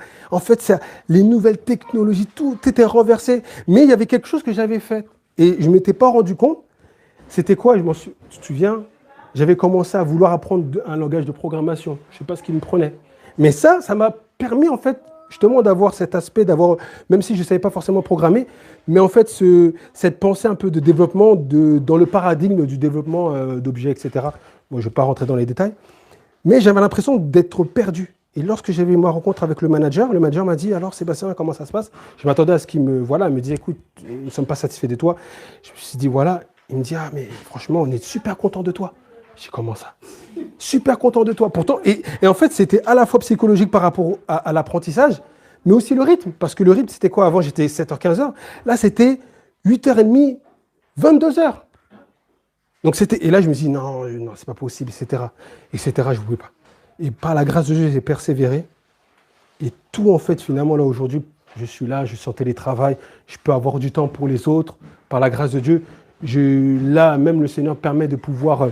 que le manager a pu me proposer une promotion en tant que manager dans là où je suis. Vraiment, tout allait comme ça. Je dis, waouh, Seigneur. Vraiment, en fait, et ça, c'est la grâce de Dieu, mais aussi l'effort que j'ai fait. Parce que eux, ce qu'ils veulent, c'est quoi? Ils disent pas, c'est pas les diplômes. C'est ton savoir-être déjà. Comme ils disent, ton mindset. C'est dire comment tu es, comment tu comprends. Parce que tu peux être super fort. Mais si tu es exécrable, au revoir. Mais par contre, si tu es là, t'aimes apprendre, c'est à l'image du Seigneur. Le Seigneur, il veut qu'on soit des enfants qui apprenons, qui aimons apprendre et apprendre. Et ça aide à la fois pour la vie spirituelle, mais pour la vie physique, même pour la vie, même le côté mental. Lorsqu'on voit les personnes d'Alzheimer, on les pousse à apprendre des instruments ou des nouvelles langues. Et ça, c'est important pour la capacité cérébrale. On ne doit pas rester... Et ce qui tue la capacité cérébrale, je vous dis les bien-aimés, les réseaux sociaux. Souvenez-vous, on a partagé sur l'idolâtrie du numérique. Là, j'ai regardé une étude. Le temps qu'on passe, terrible, le temps qu'on passe sur les réseaux sociaux. Lorsque vous voyez TikTok, qui est l'application chinoise, et qui a créé un algorithme spécialement pour le reste du monde, et pour eux, c'est différent. Comment ça s'explique? Eux, les personnes chez eux, ceux qui regardent TikTok, toutes les vidéos courtes sont quoi? C'est que de l'instruction. Et lorsqu'on pose la question aux enfants, ils disent quoi? Qu'est-ce que tu veux être demain? Je vais être astronaute, je vais être chirurgien. Par contre, lorsqu'on va aux États-Unis, en France, je vais être influenceur. Je vais être, je vais gagner de l'argent, je vais faire des placements de produits. Tic-tac. C'est terrible. Non, mais le tic-tac. Tic-tac. La boîte tic-tac, pour faire tic-tac. Voilà. Donc, on voit en fait que ça annule. Et même les créateurs de ces solutions-là, ils interdisent leurs enfants. Mark Zuckerberg, Bill Gates, etc. Ils interdisent leurs enfants d'avoir déjà probablement un portable pas au-dessous de 12 ans. Et en plus de ça, interdisent leurs enfants de regarder, de consommer. Parce que ça aspire et ça nous fait perdre du temps. Et donc du coup, du temps où on pourrait l'utiliser pour apprendre, pour produire. Même aussi quelque chose qui m'a fait terrible. Hein. Et ça aussi, je me dis, Seigneur, aide-moi. Tu es là, tu es avec ton portable et tout. Je vais aux toilettes. Tac. Vous avez ça. Ils ont fait une étude. Le portable est plus sale que les cuvées des toilettes. Et plus sale que les cuvées des toilettes. Et ceux qui viennent comme ça, hop, comme ça. Vous savez, ça, il y a des microbes qui viennent, il y a beaucoup de gens où il y a des maladies qui ont été provoquées, staphylocoque, etc. Plein de maladies. Tu penses que tu es propre, etc. Mais non. Les maladies, les bactéries qui se mettent à l'intérieur. Faisons attention. Ils disent qu'il faut nettoyer son portable chaque jour. Chaque jour, une lingette alcool. Ah, c'est ni à bactéries, ni à bactéries. Pour vous dire que ça nous empêche parfois de produire du fruit. Ça nous prend notre temps, la gestion du temps.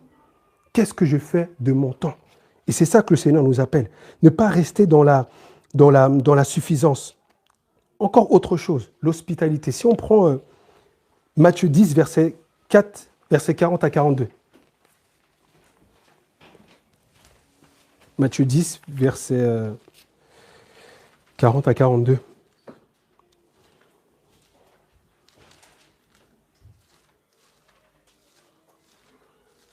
Matthieu 10, 40 à 42, c'est ça? Oui. Celui qui vous reçoit me reçoit, celui qui me reçoit reçoit celui qui m'a envoyé. Celui qui reçoit un prophète en qualité de prophète reçoit une récompense de prophète, et celui qui reçoit un juste en qualité de juste recevra une récompense de juste. Ah, C'est bon? et après? Tu m'as dit 42, ça? Ouais, c'est ça, 42. Et quiconque donnera seulement un verre d'eau froide à l'un de ses petits, parce qu'il est mon disciple, je vous le dis en vérité, il ne perdra point sa récompense. L'hospitalité, c'est une œuvre que le Seigneur veut que nous produisons. Amen, tu as reçu ta beste chez toi, tu as fait un repas excellent. Il y a une autre sœur qui arrive à la flemme spaghetti.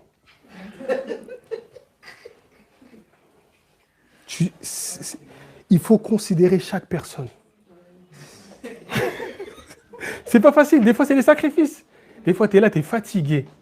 Des fois c'est vrai. Mais il faut se donner à l'œuvre. Même des fois, vraiment, mon épouse, elle peut être témoin dans un autre sens. Par exemple, on a reçu notre famille, des cousins, on a fait un brunch. Et ma cousine, elle m'a dit, ah ben vas-y, je vais appeler tonton et tata, ils vont venir, etc. J'ai dit, ah ben ok. Ma femme m'a dit, ah non, on va les recevoir vraiment mieux. Je dis, mais non, etc. J'ai dit, ah non. Et j'ai compris quoi? Que oui, moi, mon oncle et ma tante, ils vont me dire, ok, ils vont manger le brunch, etc. Ils vont me rien dire. Ils vont dire, mais par contre, la femme de Sébastien, c'est quoi ça? Tu ne reçois pas, en fait, tu ne considères pas la personne. Il faut savoir considérer, honorer les gens. Des fois, on est là, à la well again, comme ça. Mais il faut savoir considérer. Il faut savoir considérer les aînés. Et aussi, ne pas faire preuve de favoritisme. Dans Hébreu, dira, certains ont accueilli des anges en exerçant l'hospitalité. En exerçant l'hospitalité. C'est vraiment un devoir, les bien-aimés. C'est pas... Après, il faut prier le Seigneur parce que, encore une fois, il faut avoir la sagesse. Des fois, lorsque tu vas accueillir des gens, ils vont faire des choses comme ça. Ben, il faut avoir le cœur bien ferme pour dire, ah bon, c'est pas grave. T'as sali le canapé, gloire à Dieu. Gloire à Dieu. Mais renoncement, c'est un brisement. Moi le canapé, il était là. Mes enfants, je venais juste de l'acheter, ils ont fait, mon cerveau il a tourné, ils ont fait comme si tu vois un stylo comme ça, tu comprends pas, tu dis, c'est quoi? Renoncement, c'est pas facile, c'est renoncement. Et ça c'est important, les bien-aimés, de recevoir, de faire preuve d'hospitalité, de ne pas faire preuve de favoritisme. Vraiment, celui qui accueille un prophète en qualité de prophète reçoit quoi? Une récompense de prophète. Des fois, tu reçois des récompenses, tu ne sais pas pourquoi, mais ça c'était dû à l'œuvre que tu as faite en recevant ton frère, ta sœur. Et tu as reçu Maman Skoll avec un grand plat.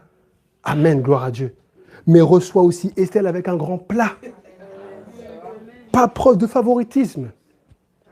Tu reçois tout le monde comme ça. C'est pas facile. Après, bien entendu, encore une fois, Luc chapitre 10 ou 12, il faut calculer la dépense. Il ne faut pas non plus... aller au-delà de tes capacités, de tes moyens et de ta physique, physiquement parlant, mais et ça à cœur. Même, c'est moi en tout cas, vraiment, je bénis le Seigneur, et mon épouse peut être en témoin, dès qu'on reçoit des gens, c'est comme si que, il faut, des fois tu retournes la chose, ça. Et c'est vrai qu'il faut aussi comprendre que des fois, la chair va être touchée. La considération, tu vois, on a besoin d'encouragement. Maman Skoll, t'aimes bien entendre dire, ah, c'était bon, Maman Skoll. Mais si on est là, on dit, ah, Maman Skoll et tout, t'es sûr et tout, c'était frais? Ah, ça pique. Zéro considération. pourtant, le sacrifice. Ah, maman, maman, maman, tu donnes à manger, t'es là, sacrifice. Et mon scol, il manquait du sel hein, quand même. Hein. La personne ne sait même pas faire des steaks spaghetti. C'est haut, c'est juste pâte et eau. Non. Ayons de la considération, les bien-aimés. Et ça nous aide. Ça nous aide encore une fois à dire, ah, ça a pris du temps, il faut que moi-même, l'hospitalité. Le Seigneur aussi, la suffisance, le Seigneur est ceux qui n'ont pas de projet. Le Seigneur a dit, il a des projets, il a préparé des œuvres à l'avance. Toi, tu es là. Alors, frère et tout, ça dit quoi? Ah, moi, je veille. 2020. Tu fais quoi? Ah, je veille, moi, je m'éveille. Toujours la même chose. Il n'y a pas de projet, il n'y a rien. Pas de vision. Il n'y a rien. Et le Seigneur nous appelle à avoir une vision, une perspective. Même là, qui sommes là dans cette œuvre-là, nous avons une perspective. On a fait une réunion ensemble avec les différents points de vue, les éléments qu'on doit apporter. On les rassemble et après Dieu nous assaisonne pour pouvoir en fait avoir une ligne. Et pas juste là, se rassembler, comme ça on s'éveille, on s'éveille. Et ça, c'est des choses qui infectent le corps. Ce qui fait que les gens ont un état quoi? Végétatif.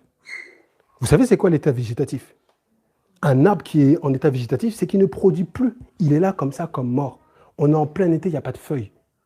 C'était pas en hiver, mais il n'y a pas de feuilles. Tu ne comprends pas pourquoi.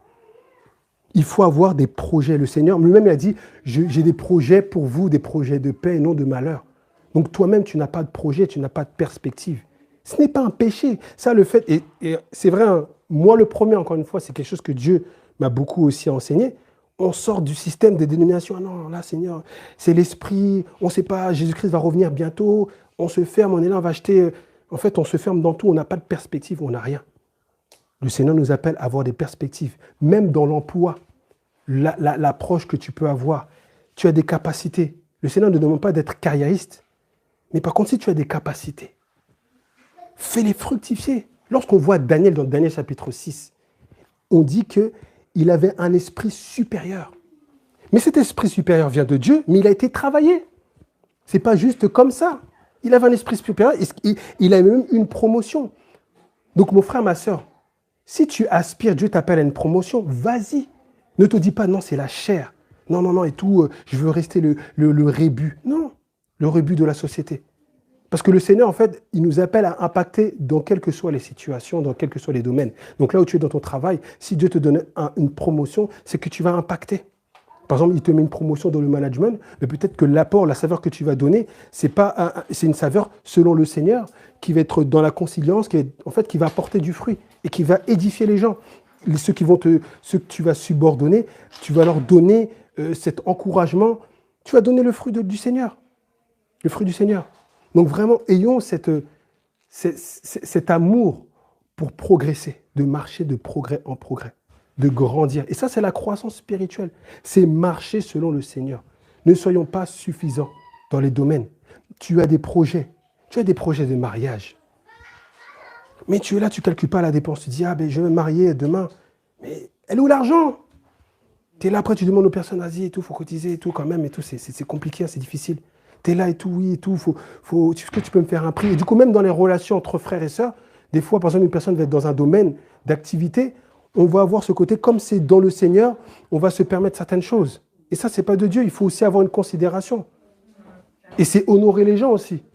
Ce n'est pas un péché de faire payer un chrétien. Vous savez ça? Ce n'est pas un péché. Hein, parce que c'est aussi considéré. Des fois, on a certains qui disent, vous avez reçu gratuitement, donnez gratuitement. Ah non, je suis là, je viens dans ta boutique, je prends ça. Ça, c'est pas normal, ça. Il faut honorer les gens. Il faut encourager les gens. Vraiment, c'est important de faire cela, les bien-aimés. Et même, comme je disais, on va prendre Hébreux 12, verset 15, par rapport aux relations. Et j'ai bientôt fini.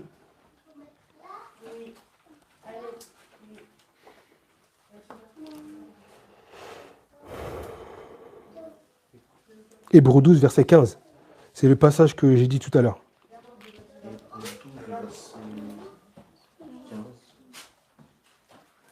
Veillez à ce que nul ne se prive de la grâce de Dieu et à ce qu'aucune racine d'amertume pousse des rejetons, ne produise de troubles et que plusieurs ne soient infectés. Ça, c'est dans les relations. excellons dans les relations. Allons plus loin. Essayons de nous connaître davantage. Il y a une prière qui a été donnée, et ça fait partie des requêtes de prière, par rapport à l'assemblée d'Ablon.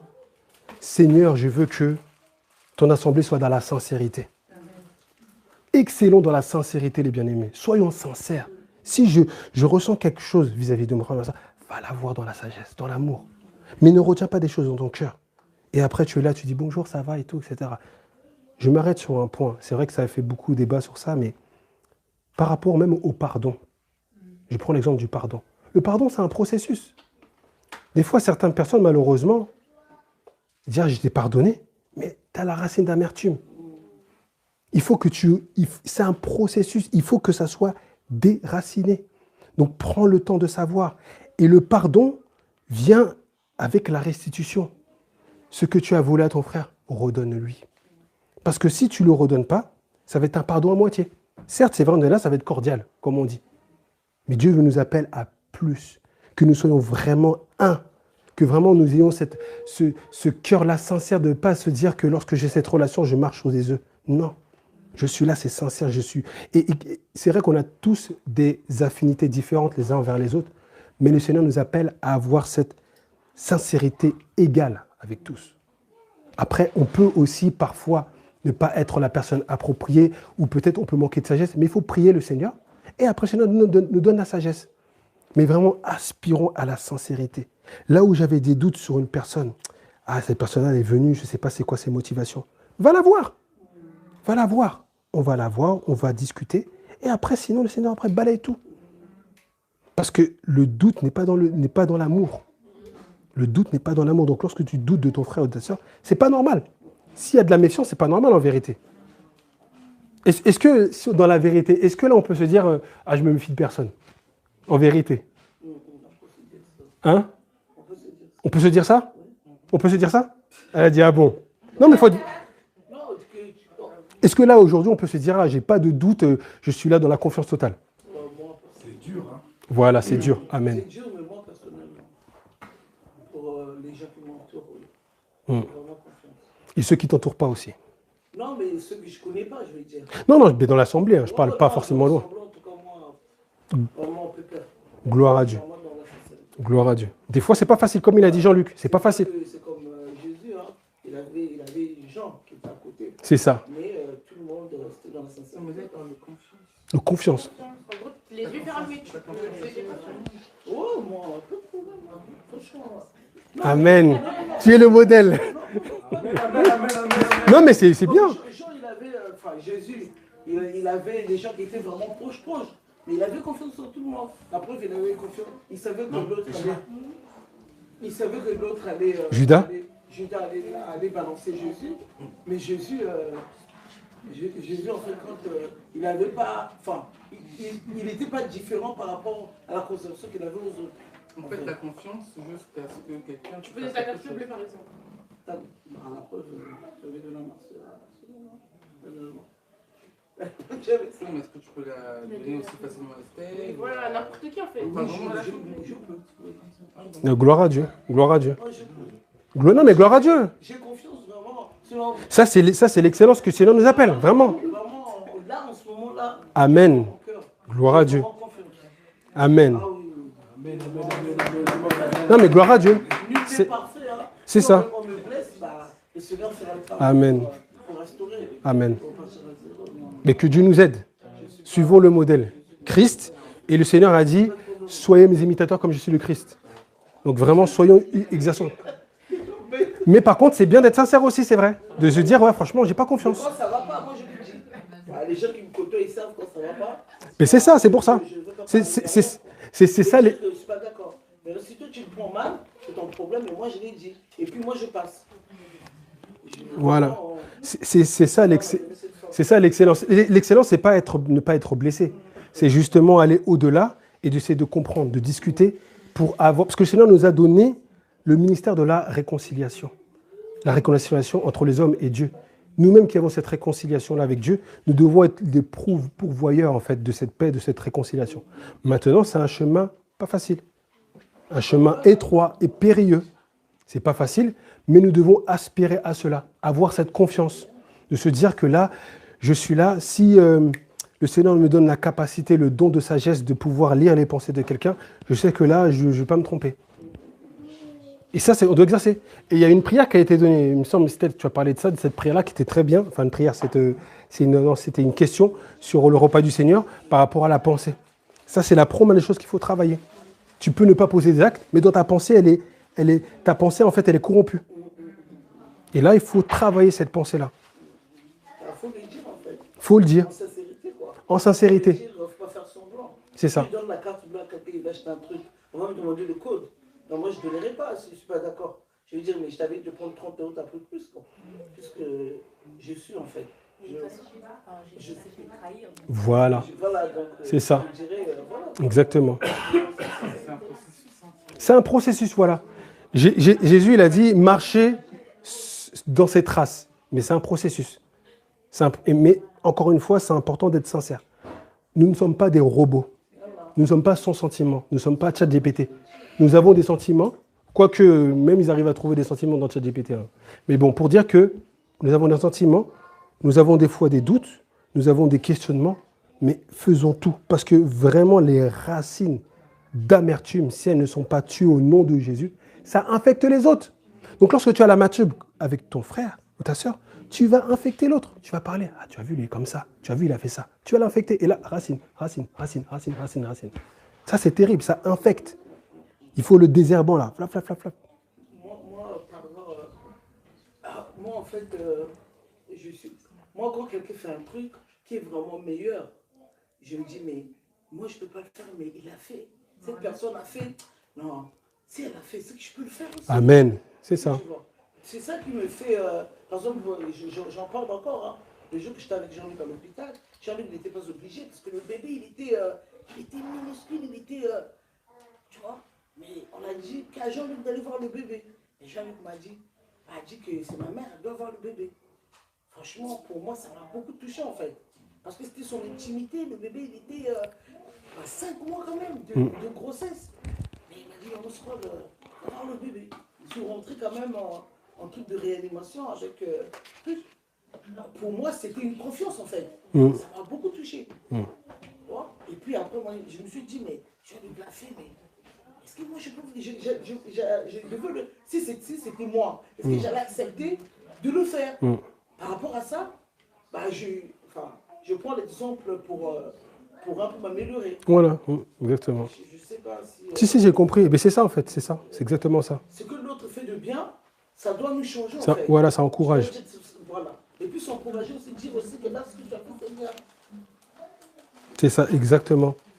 Donc vraiment, le Seigneur nous appelle. C'est pour cela que moi, je bénis le Seigneur. Et l'apôtre Paul, c'est ce qu'il faisait dans ses épîtres, on va le lire rapidement pour clôturer. C'est que les choses, la foi était témoignée, mais il poussait encore et encore. Il dit, ne vous lassez pas de faire le bien. Ne pas se lasser. C'est difficile. Le mot lasser, c'est que tu sais que ça peut te... Voilà, ça te monte en fait, on a marre. Mais le Seigneur dit, ne pas te lasser. Lui-même, Paul, ne s'est pas lassé de répéter les choses qui même étaient salutaires dans Philippiens.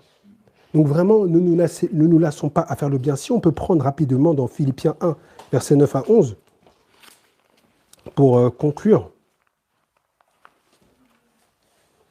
Et c'est vraiment un encouragement, les bien-aimés. Ce n'est pas de vous dire ce que j'ai fait finalement et tout ce que ça vaut. Non, ce que tu as fait, les actes que tu as posés, les bonnes œuvres, la bonne œuvre que tu as faite, gloire à Dieu. Mais utilise-la pour faire plus. Il faut que ce soit un encouragement. Là, ce que Marc et Marceline ont fait, ça doit nous encourager à faire aussi, à penser. Parce que le Seigneur aussi a horreur de favoritisme. Ce que tu fais à certaines personnes, si tu peux le faire aussi aux autres, en vérité. non, mais c'est pas forcément... C'est-à-dire ça doit encourager à faire aussi avec les autres. Donc ne pas aussi toujours une personne. C'est vrai, certes, le Seigneur nous appelle à quoi?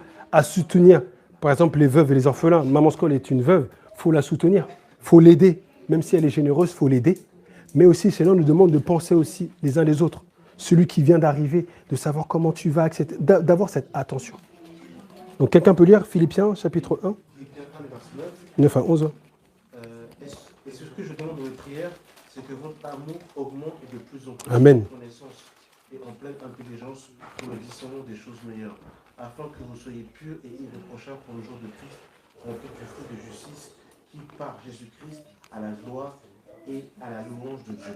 Amen. Mes prières, c'est que votre amour augmente de plus en plus. Marchons de progrès en progrès. Essayons d'évoluer, de grandir. Produisons du fruit, les bien-aimés. Continuons comme ça, le royaume des cieux nous sera pleinement ouvert. Essayons de chercher le Seigneur, la face du Seigneur. Là en fait, en cherchant à produire, c'est là aussi qu'on voit les lacunes. Même dans ton quotidien, tu es là, tu es marié. Ton épouse, elle a l'habitude de te faire une réflexion. Oui, dès que tu fais ça, tu laisses toujours ça comme ça. Va vers le meilleur. Va la soutenir. Essaye de faire ça. Nettoie. Lorsque tu as passé comment dirais-je, l'assiette, essaye de tout laver. C'est dans les détails. Le Seigneur est dans les détails, les bien-aimés. L'œuvre que tu poses, c'est dans les détails. C'est pas, oui, l'important, c'est que j'ai prié. Non, c'est aussi dans le détail. Il faut que le fruit, ça reflète la vie. Amen. Amen. Donc vraiment que Dieu nous aide à grandir, à marcher de progrès en progrès, d'être encouragés dans ce qui est fait pour aller plus loin. Pour terminer, une chose, même par rapport à là, c'est la prière que nous avons même à l'église, c'est de grandir. Là, par exemple, nous avons des enfants. Que Dieu donne la sagesse à une maman de pouvoir s'occuper des enfants. Vraiment que Dieu nous donne la sagesse de cela. Vraiment que l'Église grandisse, qu'on ne reste pas juste là, on se rassemble, d'aller plus loin. Et vraiment, je bénis le Seigneur parce qu'il y a des perspectives. Et nous essayons de l'aller de petit à petit, essayons de les achever. Vraiment, cherchons à grandir dans chaque chose. Apprenons des choses et intéressons-nous aux choses. Ne restons pas dans la suffisance. Que Dieu nous bénisse.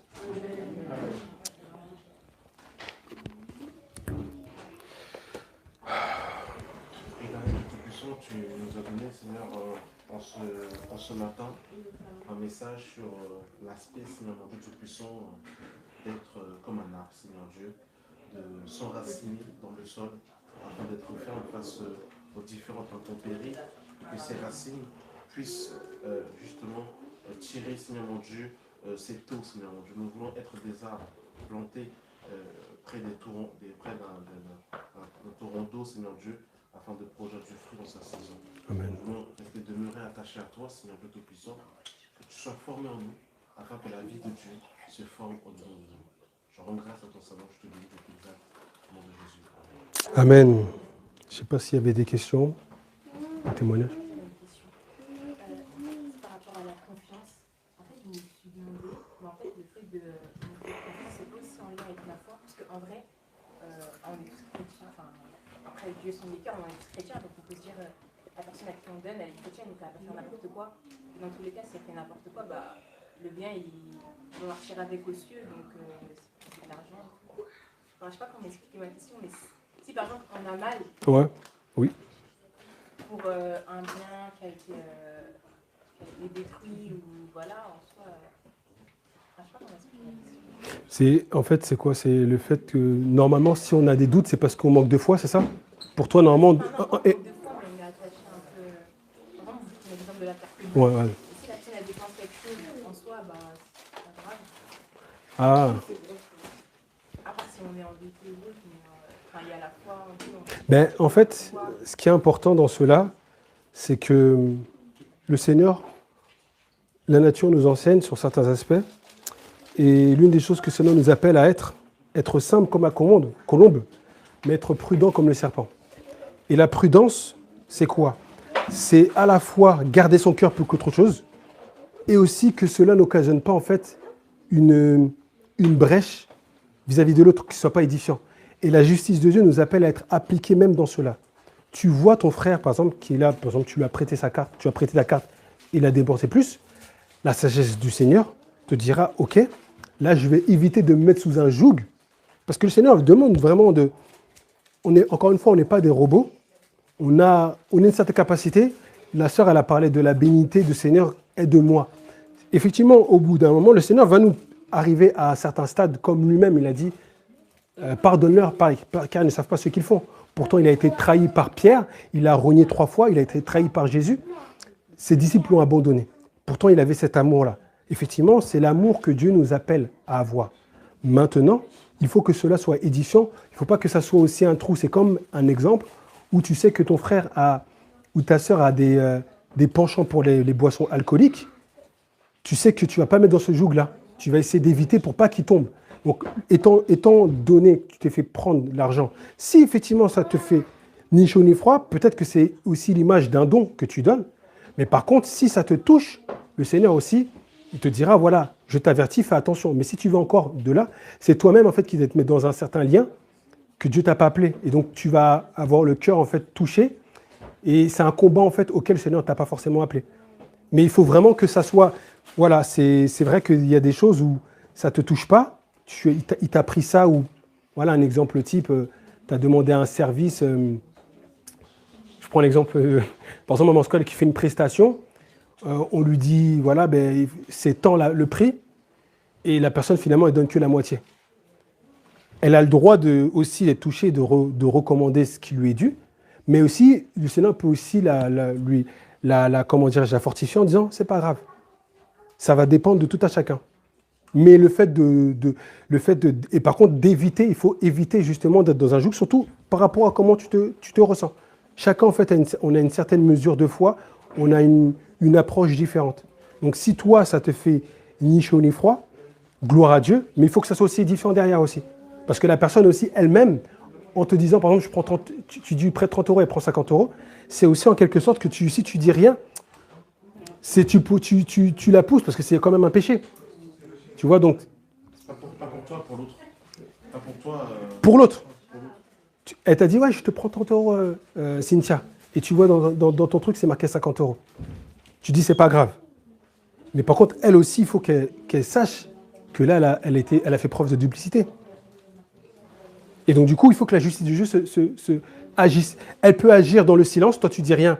Dieu agit, mais il faut que lui ait conscience. Parce que l'Esprit de Dieu nous convainc de péché, de justice et de jugement. Donc, il faut avoir conscience que lorsque les actes qu'on pose a une conséquence.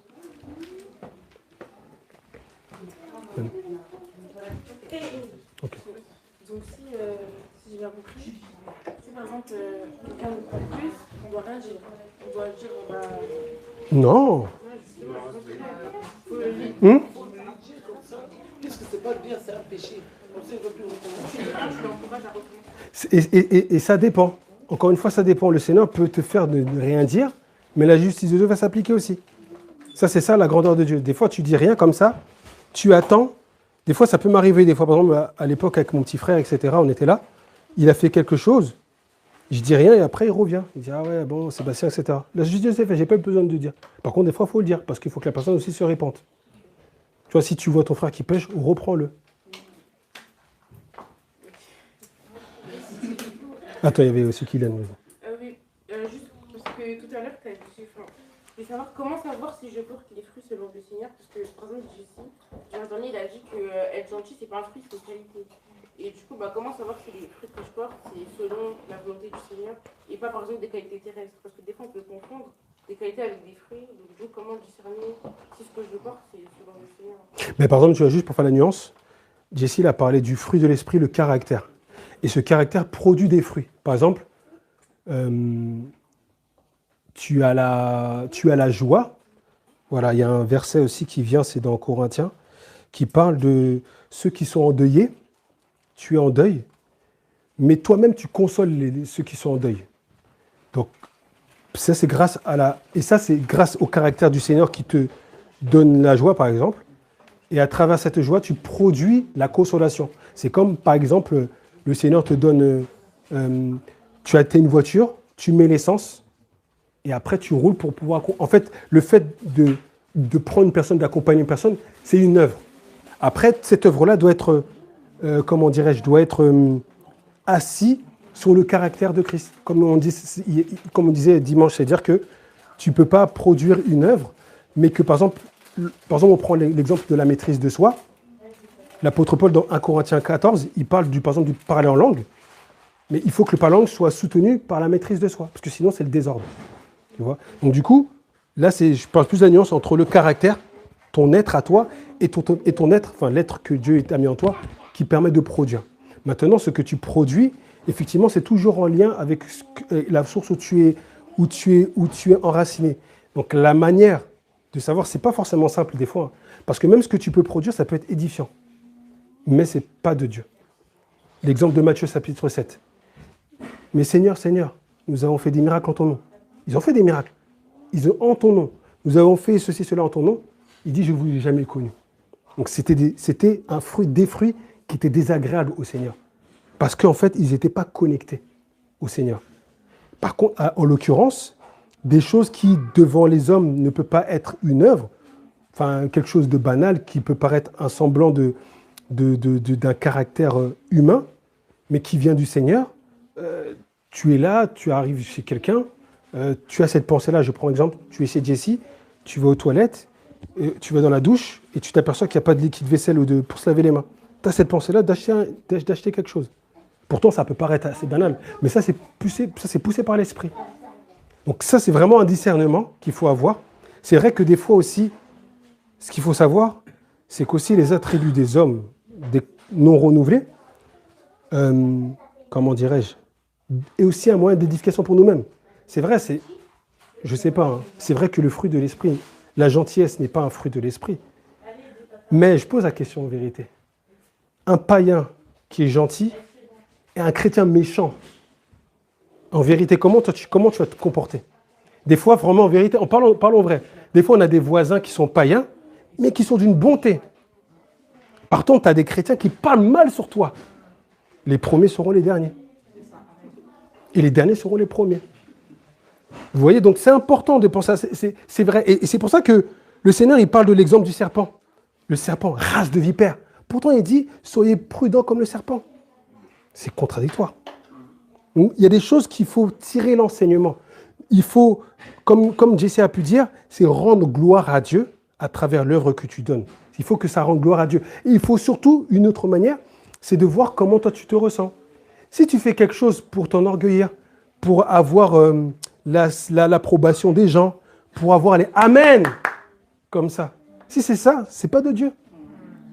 Donc c'est-à-dire que si ça touche ton orgueil, comme ça, tu es là, tu es satisfait, tu as la dopamine qui est là, comme ça, là en fait, tu vois que finalement ton fruit ne rend pas vraiment gloire à Dieu. Donc du coup là, ça commence à pas forcément être agréable au Seigneur. Pourtant, il faut que vraiment, que la chose en fait, dès qu'on dit toute gloire au Seigneur, oui, on a besoin d'encouragement, mais il faut vraiment que ça soit gloire, parce qu'il y en a certains, tu les vois qui recherchent des choses, ils recherchent l'approbation, ils recherchent le micro. Ils sont là et tout. Certains ils vont appeler Jesse, ouais Jesse, pourquoi tu ne m'invites pas, je veux prêcher, etc. Des choses comme ça, des gens comme ça. C'est terrible. Ils cherchent le micro comme ça. Donc on voit, en fait, ils ont pour Dieu leur ventre. Donc c'est l'orgueil. Pourtant, ils vont produire un fruit qui peut-être va être édifiant. On va parler du mariage, on va parler même des rémas, des choses cachées du Seigneur. Mais pourtant, en fait, c'est pour enorgueillir l'homme. Et ça, c'est à la fois la personne elle-même, mais aussi il y a des choses qui se révèlent quand même. C'est-à-dire qu'à travers ce qu'elle va faire, comment elle va agir après. En fait, ça se voit. Toi-même, tu te connais. Et les autres, nous qui sommes des miroirs, on le voit aussi. Si nous, on aperçoit... Moi, je vous pose la question en vérité. Lorsque je suis allé vers Jessie, lorsque j'ai accompagné Jessie, vous avez prié pour moi par rapport à l'œuvre. Je pose la question, peut-être que c'est vrai, hein, je ne me rends pas compte, c'est vrai que je n'ai jamais posé la question, mais est-ce que vous avez vu un changement avant et après, en vérité, pour ceux qui me connaissent avant, ceux qui me connaissent après? Je pose la question, parce que aussi des fois, je ne peux pas me rendre compte. Hein. Je pose la question vraiment, en vérité. Hélène. Non, vraiment, en vérité. Parce que je sais qu'Hélène t'a beaucoup témoigné pour moi. Est-ce que tu as vu un changement avant et après, en vérité? Non, si par exemple, parce qu'on a parlé de si les fruits qu'on produit, et là on a parlé par exemple de l'orgueil, on a parlé du fait que c'est, voilà, est-ce que par exemple comment j'étais avant et par rapport avant l'œuvre et après l'œuvre? En gros, est-ce que le fait qu'il soit plus en avant, est-ce que ça l'a fait changer dans sa manière d'être en fait? C'est-à-dire que si par exemple avant il était humble sans être devant, est-ce que maintenant qu'il est humble, est-ce que maintenant qu'il est devant, il est moins humble? C'est ça en fait en fait, que je veux dire. Oui, la vérité. Moi, je trouve qu'il y a un changement, mais c'est pas le fait que tu aies changé. Enfin, pour moi, c'est pas le fait que que tu sois devenu pasteur. Pour moi, c'est justement l'élément de Judith qui t'a fait un peu évoluer pour moi, tu vois. Après un moment, tu as reculé. Et là, tu essaies de revenir. Amen. Merci Seigneur pour ta sincérité. Gloire à Dieu. Amen. C'est comme ça qu'on doit être en vérité. En fait, on est tous des miroirs les uns vers les autres. Et après, on se remet en question. Parce que aussi, même aussi, dès que j'ai parlé avec Jessie, j'ai parlé aussi avec Loka, on dit, ah frère, voilà, il y a ça. Mais voilà, il faut s'encourager. Parce que là, et c'est ce que j'ai dit, hein, ça correspond totalement à ce que Hélène a dit. C'est que j'ai senti même, c'est pour ça que je vous parle de ce sujet-là, la suffisance. Tu es là suffisant, tu es là tranquille. Et Dieu te taille en fait. Donc voilà, je ne sais pas si c'était bon. J'ai une question du coup par rapport à la carte bleue. À la carte bleue. J'avais la même situation un peu similaire. Ah oui. Non mais ça, c'est une question. Ah, encore. Et par exemple, si on fait la carte bleue, on donne le code vraiment confiance et tout, parce que on fait confiance à la personne, mais on ne sait pas combien la personne va dépenser. On ne sait pas exactement, mais si ça ne va pas être non plus 100 €, 50 € par rapport à ce que j'ai. Et la personne dit, passe ma carte bleue parce que là, je peux pas, voilà, et je te ferai un virement. Et la personne après te rend la carte. Te rend la carte bleue et te dit du coup tu verras combien j'ai pris et tout et comme la personne avec ta carte bleue et que finalement il t'a dit qu'il te rembourserait et que après que finalement il t'a dit qu'il te rembourserait et que après c'est le silence radio. Oui c'est ça. Et elle t'a dit je vais te dire combien j'ai dépensé. Après elle t'a dit tu verras de toute façon dans le dos je suis à 100 dans le dos je suis à 100